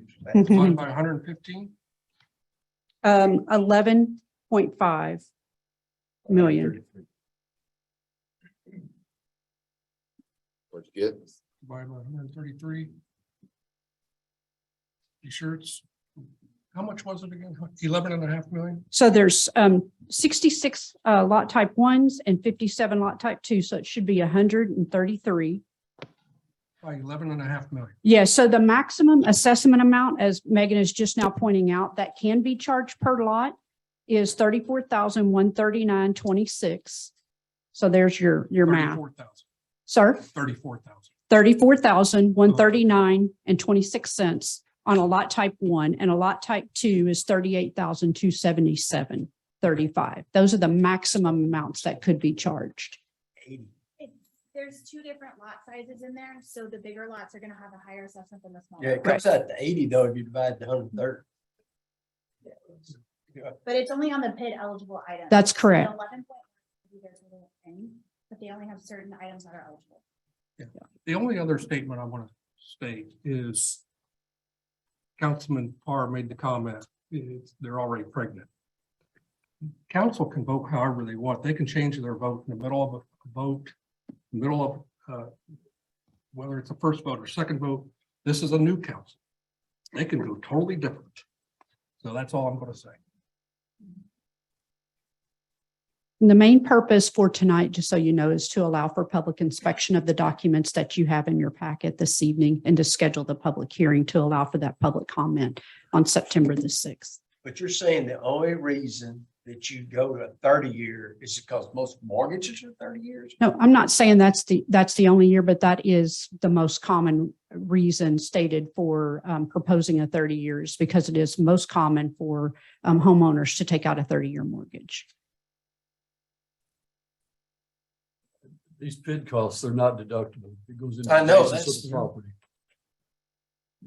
It becomes part of the land cost. I mean, well, it's kind of like an escrow type deal, but it's not escrow. And I mean, you have to pay for it. No, but- you're actually, it's part of the cost of the house. Yeah. So if I go to a subdivision that doesn't have a PID, I don't have to pay something like Right. this. I mean, what my issue is with this PID, and I even have this issue with 15 years, but I understand Tom Wall needed to start developing. I live in a subdivision, we didn't have a PID. None of us had a PID. And so our homes, if we go to sell them, and I know you're the consultant here. This has nothing to do with you. But my issue is when any of us in the city that does not live in a PID go to sell our homes. And if our home is compared to a home that's in a PID for the evaluation of the home price, that is, in my opinion, an unfair evaluation or valuation comparison. Because my home, I had to pay for the infrastructure up front in my lot costs, is being compared to a lot which is being subsidized through a PID. So the developer actually is charging less for that lot because they're getting paid over a longer period of time to recoup those costs. So that home is actually lower priced than what it should be compared to homes that are outside of a PID. That's not going to affect the value of the home. That won't affect the value of the property. It's just. It does when you sell home prices.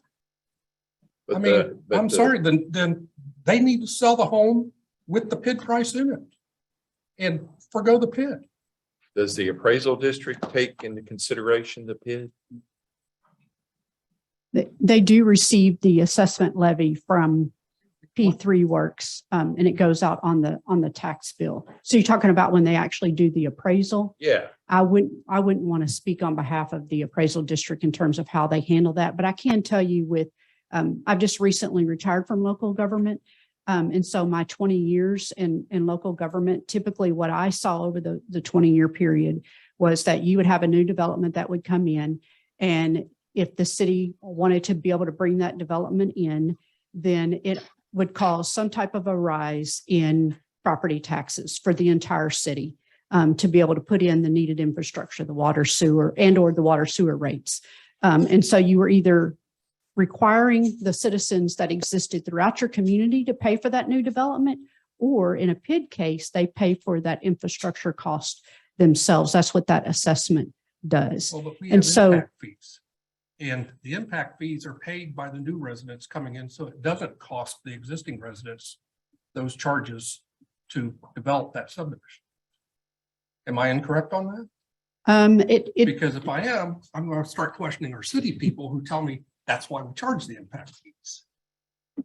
Yeah, so I don't know what all your impact fees look like and what the rates are set at, and I wouldn't want to make any assumptions in regards to how those are calculated and what they're for. If you have road impact fees, water and sewer impact fees, yes, different communities have impact fees, but I couldn't really speak to that because I don't work for the city and that's not my lane.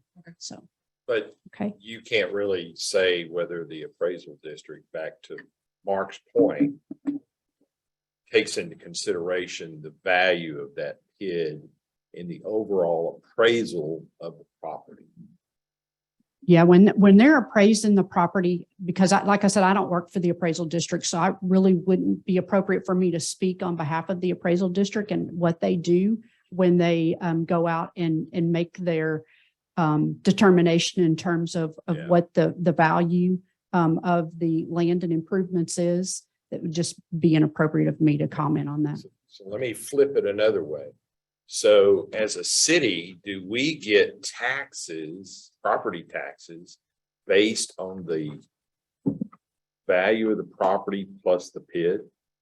It's just The appraisal. It's just the appraisal. Right. The appraisal district is not going to have a clue as to any debt Of on the their PID. on the PID. The appraisal district wouldn't even have a clue as to the mortgage that you have on your house. But to Mark's point, what is a potential disadvantage for the homeowner is that when they go to sell that, they got to sell the property plus the PID. Well, I mean, the PID, the remaining balance on the remaining. PID goes with the house. That's right. So the new owner is gonna have to pick it up. That's right. If the And that- tax was originally there Yeah. for 15, new guy comes in for Yeah. another 15. But the whole basis of this is either one person pays or everybody pays.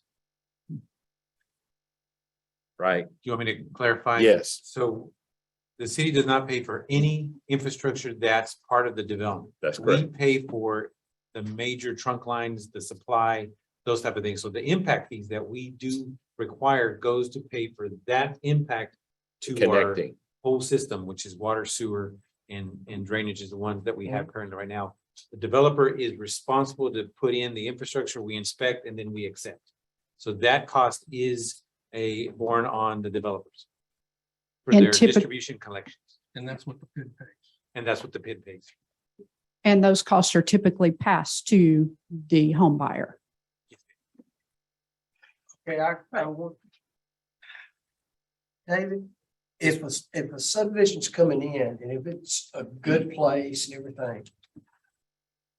I guess I'm confused a lot of, y'all know I get confused easily, but anyway, the PIDs. If it's a good subdivision, why wouldn't the contractor want to just go and build the subdivision himself? Why does he need the city or a PID to pay for him to do it? Well, in talking to various different developers, and their reasoning is a little different, it varies, but it just boils down to when they tell you to make the project work, and what that means is how much can they think they can recoup in the market versus what they can get in a financial tool such as a PID. So in my thinking, and this is just why I try to rationalize it, is that the cost that it takes to develop that lot and the cost that they can get and the market value this is where the financial tool of the PID comes in, because then they can go ahead and build that lot and then market that lot at the more marketable cost so they can get it sold. Here, a lot of times what we've seen is that the market value is the same across the board, whether you have a PID or not. And then you can leverage that tool or that financial tool to pay for some of this infrastructure with a PID. And so what you can have is have a lot that's not lowered because you're using that financial tool, the PID, and you're still selling it at market value. That's, I think, what the biggest heartburn here is, that it's not necessarily being used for what the intent was. I mean, there's a large subdivision going in on South Cherry that does not have a PID. Correct. And when they sell homes in that subdivision, they do not have a PID charge. But they're competitively priced. But yet we have other subdivisions that have PIDs who are selling at the same price points as what they're selling at. So basically, they're making more money in the subdivisions That's that what have it the seems to me. PIDs This is the deal. versus the subdivisions that do not. I guess my little brain says with a subdivision is they're making more money because we're subsidizing it. And I just have to be careful that's not always the case, because there's sometimes sites are different. And so what it takes to develop a certain site, let's say if they have more floodplain areas that they have to mitigate, or more pipelines, we heard about that they have to deal with. So it adds to the cost, and for it to be able to make it, they have to pass that cost on to somewhere. And the city's just not going to pay for the development of that infrastructure. They have to figure out a different way to do it. Or the cost of the land is different. Or the cost of the land is a huge one. And the state of Texas allows it to be done. That is correct. There's also special benefits that are also included in those developments a lot of times. There could be parks, there could be other amenities included in that development that, and I don't know, because I don't know the other development that you're referring to, sir, but this particular development may have some amenities that the other one doesn't. And so because of that special benefit of having those amenities available and within that development for them to access, that's the reason for the actual PID assessment. Can the city request items be included in the developer's PID, like parks and sidewalks and things like that? Yeah, so state law allows for certain things, as Megan was saying earlier, to be financed through the PID assessments. And there's a list of them in state law that can be provided. I think Megan has placed those on the city's website. But yes, that it is a negotiation process when the PID is being developed between the city and that particular developer as to what special benefits are included in that PID.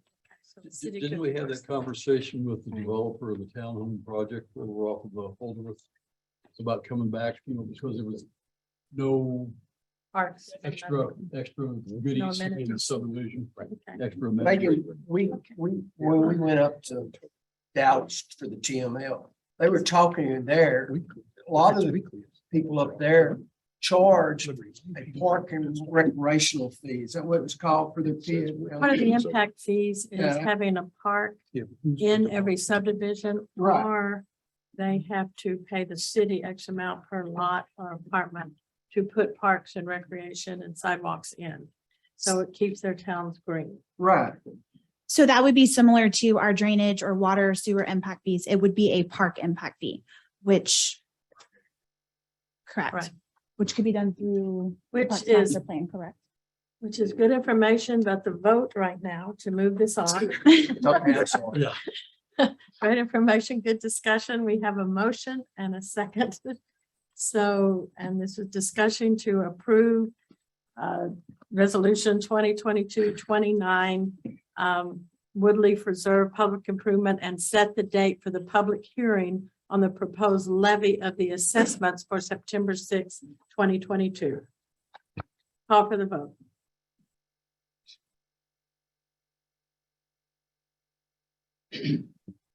Yay. You say yay? Yes.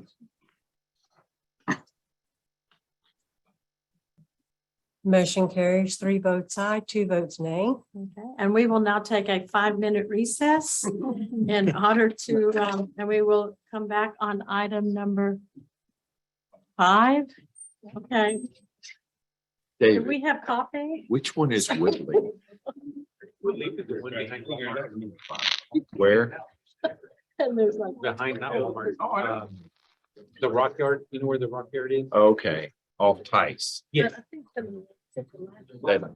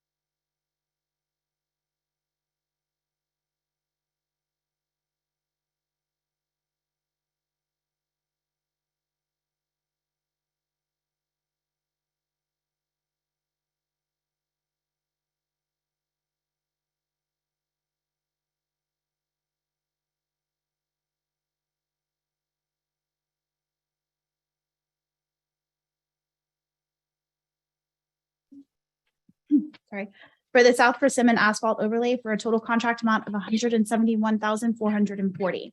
The work to be completed will include a mill and overlay of the road, as well as the removal of the existing manholes located within the road, beginning south of Lizzie Lane and extending to the tie-in at Ag. Mayor and Council, I just wanted to add to that description there is that we talked about it in our budget workshop.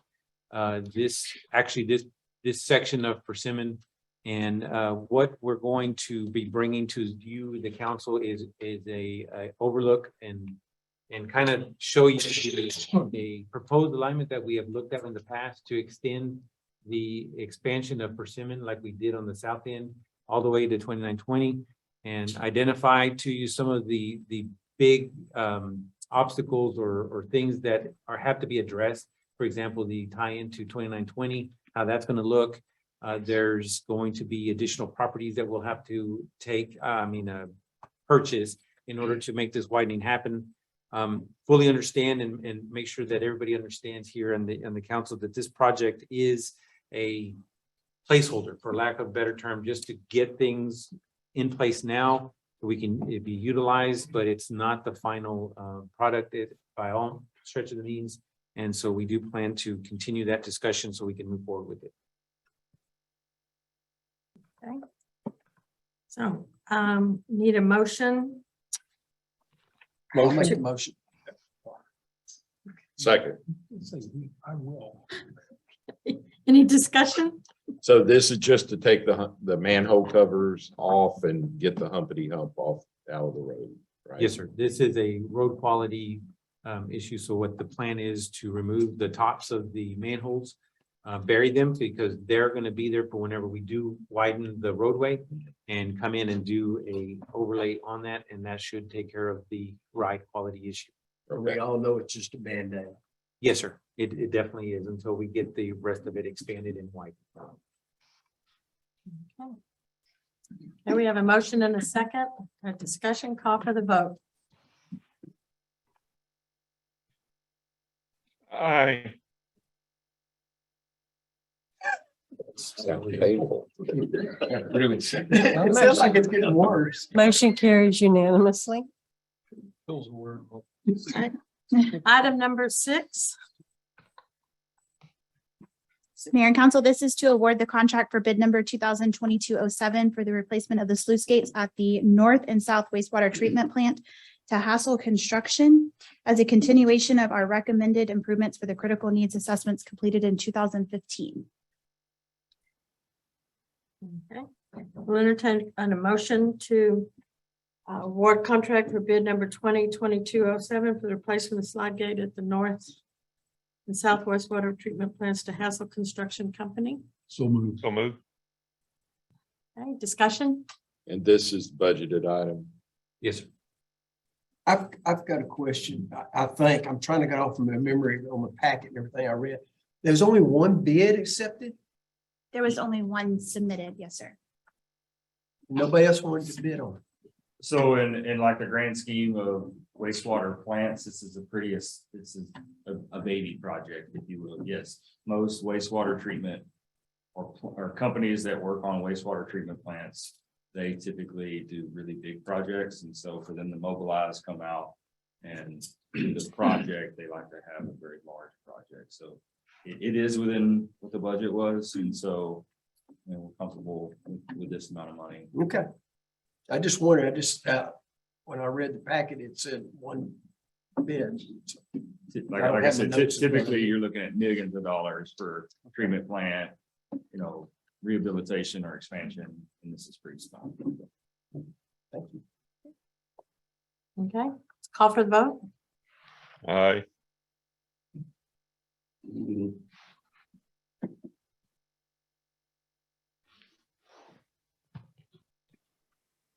Motion carries unanimously. Okay. Item number 7. Amendment to the PSA fees and Nichols. Megan? Yes, Mayor and Council, this item is to approve an amendment to our professional service agreement with Freese and Nichols for our GIS planning and engineering services to increase it to $100,000, making the total professional services agreement a not to exceed contract of $145,000. This contract is being utilized to supplement city staff due to vacancies of key positions in our community development department. We did request the contract amendment with Freese for identified ongoing needs due to our increased development until the vacancies can be filled.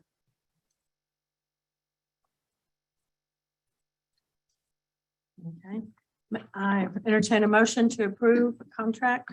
Motion. Second. Discussion? So just to keep the ball rolling while we find the right person. Yes, sir, for our city engineer. Call for the vote? Aye.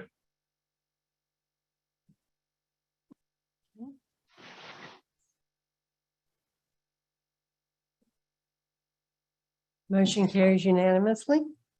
Item 8. Mayor and Council, this item is to approve a professional services agreement with Freese and Nichols for construction management and inspection services for a contract amount not to exceed $50,000. This contract is being utilized to supplement our Public Works Department following the resignation of our construction manager and inspector. We did request this in order to be able to still provide our management and inspection services during the interim until we are able to fill the position. Entertain a motion to approve professional service agreement for construction management inspection support. Freese and Nichols for a total amount not to exceed $50,000. So move. Second. Okay, any discussion? So this item and the one before weren't mentioned. No, there's funds for these items. We knew we weren't gonna fill that. No, we position. have professional services money budgeted every year for various different ones and yes. Damn it, David, you keep answering the right question. All right, very good. The agenda item data sheet kind of gives you a clue. It says yes. Yeah, Okay, call for the vote. thank you. Wow, Randy's on tonight. Aye.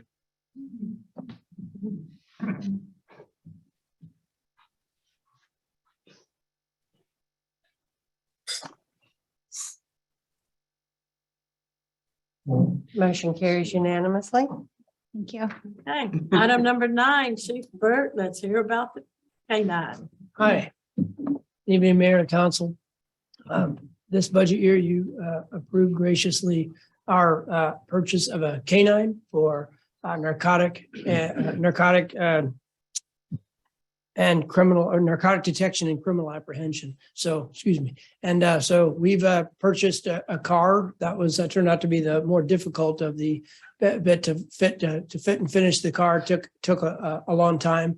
But in that process, we found Canines for Cops. Although we've watched that company closely, they're under new ownership, a company that's been around since about 2011, a Houston area 501c3. And we've been impressed with the quality of the dogs that are coming out of there locally and regionally. And so we were able to get if council approves, a grant for a canine. The canine is a Belgian Malinois. He is about 13 weeks old now. And if council approves, we'll get him on Wednesday.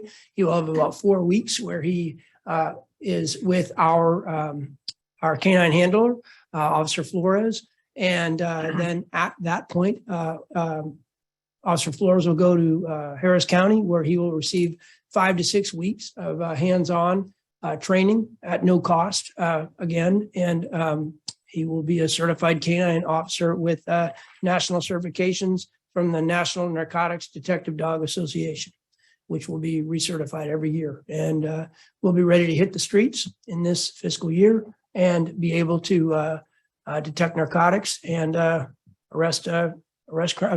apprehend criminals if necessary. So thank you for your support all through this year on this. It was one of our biggest criminal initiatives. So thank you.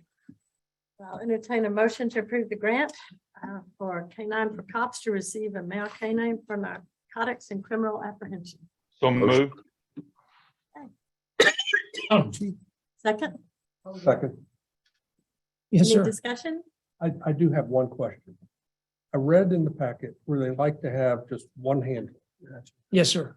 But my question is, what happens if that handler ever decides to leave the city of Tomball? How do we handle that situation? Handlers and dogs can be dog can be reintegrated with a handler and retrained. It's absolutely not ideal, but Brandon Patan was our last dog handler, and he might be able to answer that more effectively than me. I was never a dog handler. I mean, unless you count my poodle. And my daughter's dog doesn't listen to me. Councilman, part of the grant is if our handler does get out of the business, want to go to another agency, whatever the case may be, we have 30 days to put somebody in there to continue with the dog from the grant. Not an issue. Yes, handlers do cycle through to get another dog. The dog I previously received from the city was after somebody else left. So what would happen is somebody else leave. The dog was put in a kennel for 20 days to kind of decompress. I received the dog. Then I went to training for about 2 to 3 months, whatever it was, where I bonded with the dog again by staying there the whole time. So it happens, sir. Okay. Yes, sir. Thank you. Yes, I Yes, sir. had lots of questions with this one. Yes, sir. Okay, where does Flores live? He lives right outside the city. He lives in Spring. He lives right off of 99. So on a normal day driving, if he had to be called in, he's about 10 minutes away. However, if we had a major incident and he had to run priority run one, he's probably 5 minutes away. Sir. Second question is, does he have a family? No, sir. No, sir. He's a single person. He actually had 2 dogs of his own before he was interviewed and we granted in this position. He has given away those 2 dogs to concentrate on this. You've answered my question. And in the job satisfaction, I read a study somewhere, the job satisfaction of an officer paired up with a dog, isn't it higher in most cases than just your general line officer? It's a bond, sir. It's like having a kid. I will tell you this, I had it when I had him. I mean, it's like taking care of a kid 24/7. So when my dog got hurt and was not able to go on, it put a hole in me because, you know, that's your partner every day. So the bonding is a good deal. Big part of it. Yes, sir. Any other questions or discussion? Let's call for the vote. Aye.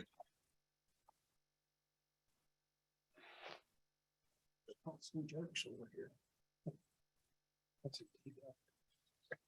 Sorry. Motion carries unanimously. Item 10, Chief Burt. Yeah. Good evening, Mayor and Council. What you have in front of you is the drafted interlocal agreement for the school resource officers. The key changes, I know most of you who have been on council recall these are a year-over-year document. Working with council and TISD over the last few months, we were able to stretch that process out. So we're trying to get a document that's signed for 3 years, from 2022 to 2025. The biggest changes on these that were all discussed earlier are the city this year is going to have 12 school resource officers. The following year, we'll add another school resource officer for a total of 13. And in the third year of the contract, we'll add 2 more to bring it to 15 law enforcement officers. That's the big change number. The days will be the same. We'll still be required to work 187 days. And then really the pay is at 75% of an officer's salary and benefits. So those are the kind of the biggest wave tops of this process. Okay. Entertain a motion to approve the interlocal agreement between the city of Tomball and Tomball School District affording the police department and ability to assign law enforcement officers in the academic year 2023, 24, and 2024-25. So moved. Discussion. Yeah, is that an evergreen contract? Well, I don't know what y'all call it, but where it rotates, so no, number year 25 we'll say, or 24, does it rotate for another 3 years? Or can they say, no, we're through with y'all at 25 and then we have to lay people off? They could say that, but as the contract stipulates, either party could say that, giving a 30-day notice at any time. If either is unhappy or decides to go in a different direction but that's in this contract as well. So at the end of 3 years, though, if everything goes as we're attempting to do it, we would go back to negotiations again and look at starting probably in December. It's not all over renewable at 3 years. Right. Well, that's what I'm saying. So In 3 years, well. We have to renegotiate. okay, and if it doesn't go, then you lay off 15 people. Well, Good question or good observation. The way we have it now, if we today, if we were said we can't go on, we weren't going to renew a contract, the city, we could absorb the officers today that we have because we just could with the space we have in detectives and patrol and the potential retirements that are looming and close. So that could do that. If, for example, though, this contract grows in 3 years, I absolutely agree. There is a liability for what would that look like if, for example, they said if TISD said we're going to open our own police department. The ISD as recently as 3 hours ago has indicated we have absolutely no, this is from Dr. Gutierrez, said you have absolutely no interest in doing that. That's not on the table. We are happy with our partnership with Tomball. And so that is but yeah, I think that as the years go on and we get bigger, that is a liability and something the city has to consider. Thank you. Yes, sir. And also, if they do choose to open up their own police department, Oh, those officers, if we can't absorb them, there will be vacancies there. That yeah, you would hope they would take them on. if they're currently serving with them, I would think they would want. Yeah,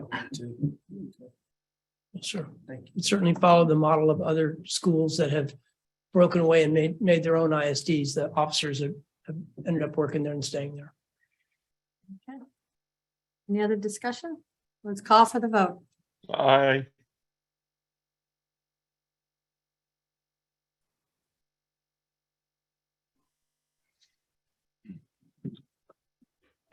Motion carries unanimously. All right. Next item, number 11. Chief Sikora. Agenda to approve the administration policy for special events and firework events. Good evening, Mayor and Council. This item is to approve administrative policy number 2, which will formalize our special events policy, which is any special event that is not a city sanctioned event, as well as add in the fireworks policy that y'all would need to approve prior to any fireworks shows that are not city sanctioned.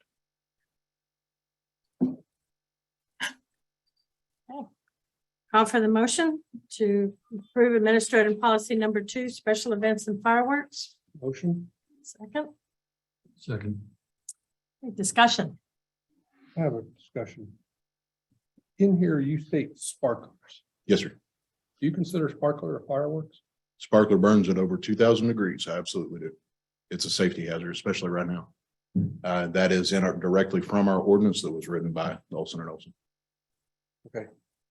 I don't have a problem with the rest of it. I just don't think we need to include sparklers. That's just my comment.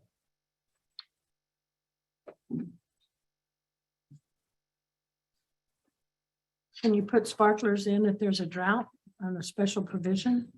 Even in a drought, we could. And generally, the sparkler portion is not that big of a deal. We don't have as much of a problem with the sparklers as what we do aerial fireworks. But you do run that risk of individuals hurting themselves, catching clothes on fire, that kind of thing. There is a serious risk with that. I mean, I do know at weddings, a lot of times they'll do sparklers as people leave because they don't want the rice or that for the birds to get it. Now, the situation that we had here in town with the fireworks, I'm not in favor of the fireworks. but I think sparklers is just going a little bit. This too was, far. again, it was pulled directly from the ordinance. I understand. We can definitely make exceptions if that's what the council wants to. Absolutely. Okay. I mean, there's one thing, I don't even know what it is, which I don't know. Can you tell me what's a squib? Those would be those little snakes that are on the ground. You light them, they just kind of chase. It's a spark that chases itself. Okay. But I mean, I understand fire balloons and skyrockets and all the other stuff. Okay. Any other discussion? I mean, since I hold the motion, You'll have to amend the motion. I would like to amend my motion to remove sparklers. Okay.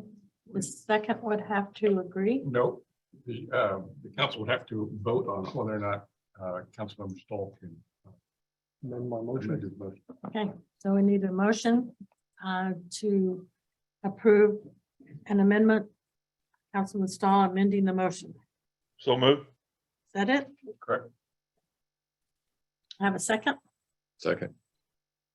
Okay, call for the vote on the amendment of the motion.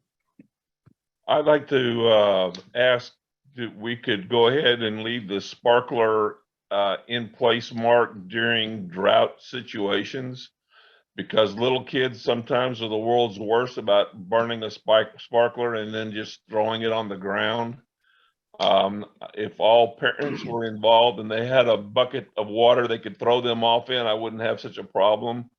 But you get these 8-year-olds and 9-year-olds and they're not thinking, they throw it on the ground. The next thing you know, you got a brush and woods fire or somebody's house up in flames. Is there any way you would consider allowing sparklers or allow all fireworks to be prohibited during a National Weather Service advisory of extreme drought? I mean, as long as we have some way of defining what the drought mechanism is. We can add it whenever we go into stage 2, because that's a requirement, not voluntary restrictions. That will work for me. If there's a burn ban. David, can I make a suggestion? Can we get the vote? Can we get the vote on? Oh. whether or not to, amend the motion? Not yet. Yes, we did got the Get that motion. taken care of, and then we'll talk about how he's gonna amend the motion. So all in favor? Call for the Aye, vote. aye, This is on amending the motion. aye.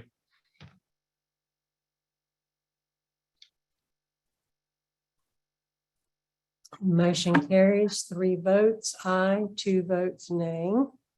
Okay, now that we have the approval to amend the motion, Right, now you can talk about how you now we want need to amend it. decide what is the motion. I would suggest going with the KBDI since that is a nationally recognized drought index and anything above, I would say 625 to 650.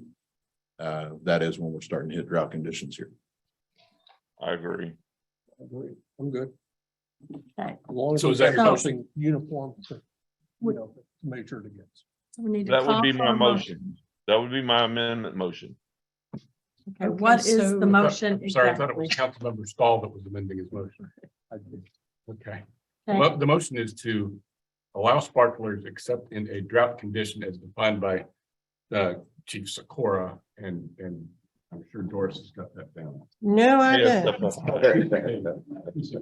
I'll write it up. Okay, I'll write it up. so the motion is to amend, the motion is to amend the ordinance that for sparklers, I'm not allowing sparklers if we are in the drought of the DDBBA's. KBDI. Yeah, okay.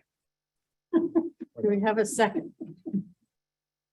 No, well, he made his motion to amend, so.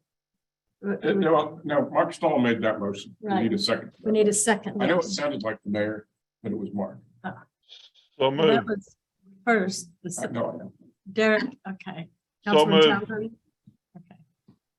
Second. Any discussion? I would just point out that as much as we love sparklers and fireworks of that nature, I personally am going to yield to the professionals, and I'm voting against this because sparklers, even when they're not ignited and it's over, You put those things down and they're hot. And I've treated, when I was a burn therapist, I've treated more burns on children from sparklers than any other burn from fireworks. So I would be voting against this. Think it should be sparklers included. Any other discussion on that? Okay, call for the vote.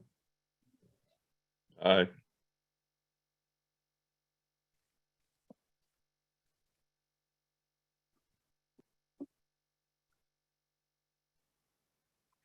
Motion carries 3 votes aye, 2 votes nay. Item 12. Is to entertain a motion to receive petition and grant consent to the acquisition of road powers by Harris County Mud number 273 to facilitate construction of roads, not entertain a motion, I'm sorry, to discuss within the boundaries. Doris, you presenting this?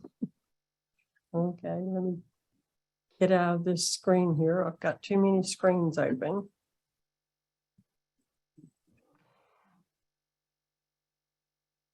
This is a petition that we received from ABHR,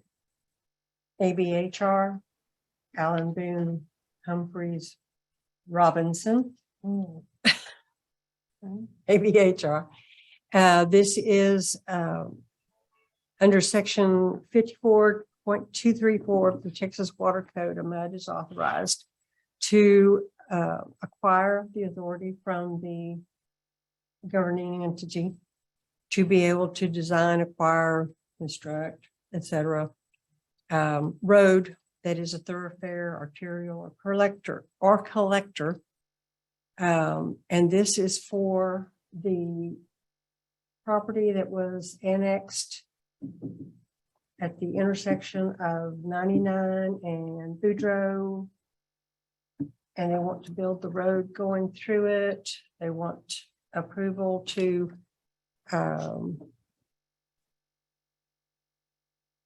from the city to acquire the road powers. Once they complete the construction of that development, they will transfer the roads to the city for ownership, operation, and maintenance.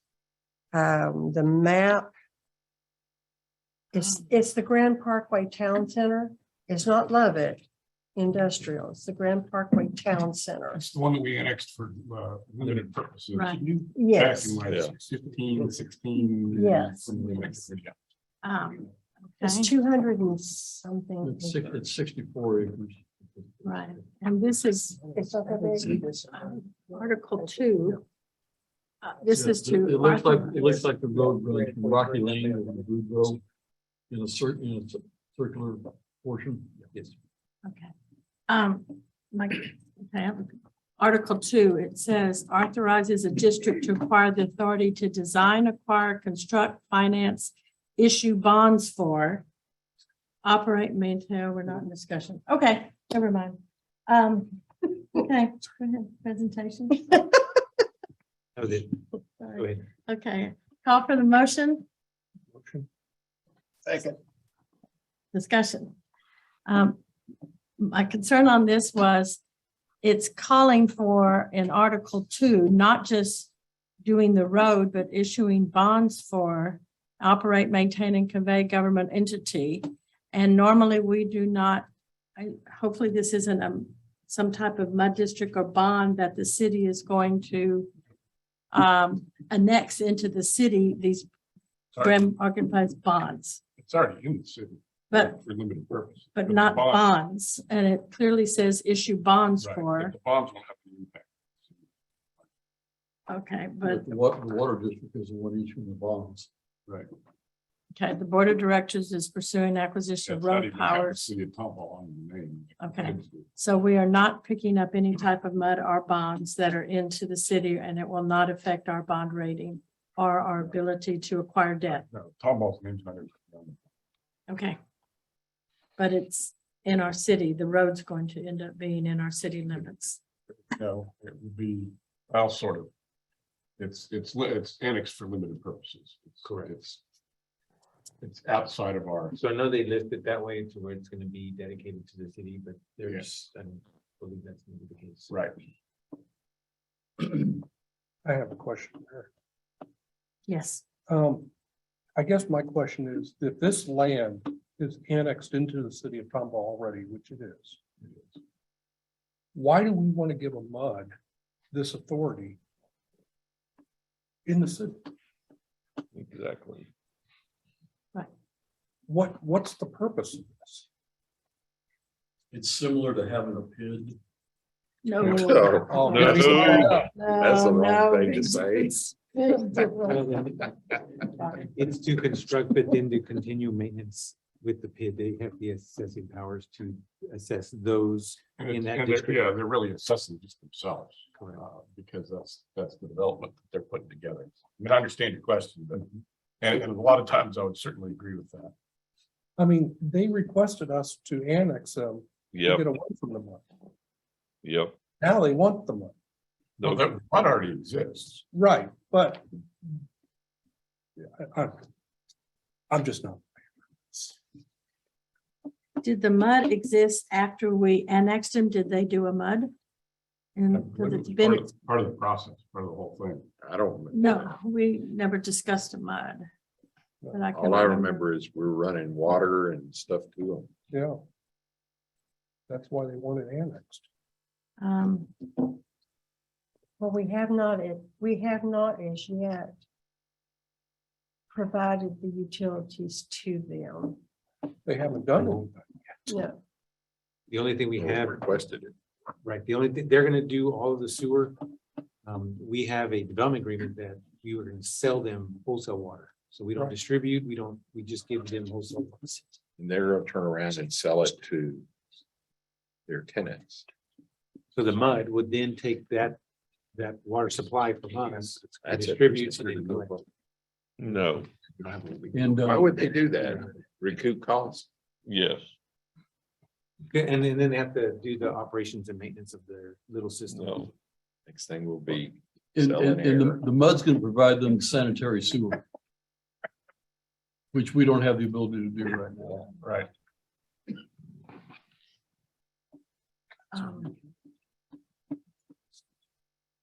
Is anybody from this company here to speak? So it wasn't important to them to be here? Okay. I'm ready to vote. I am too. We have a motion and a first and a second.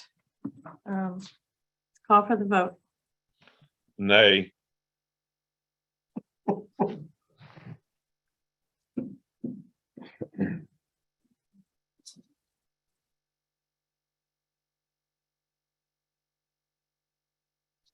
Motion fails, 3 votes nay, 2 votes aye. Okay.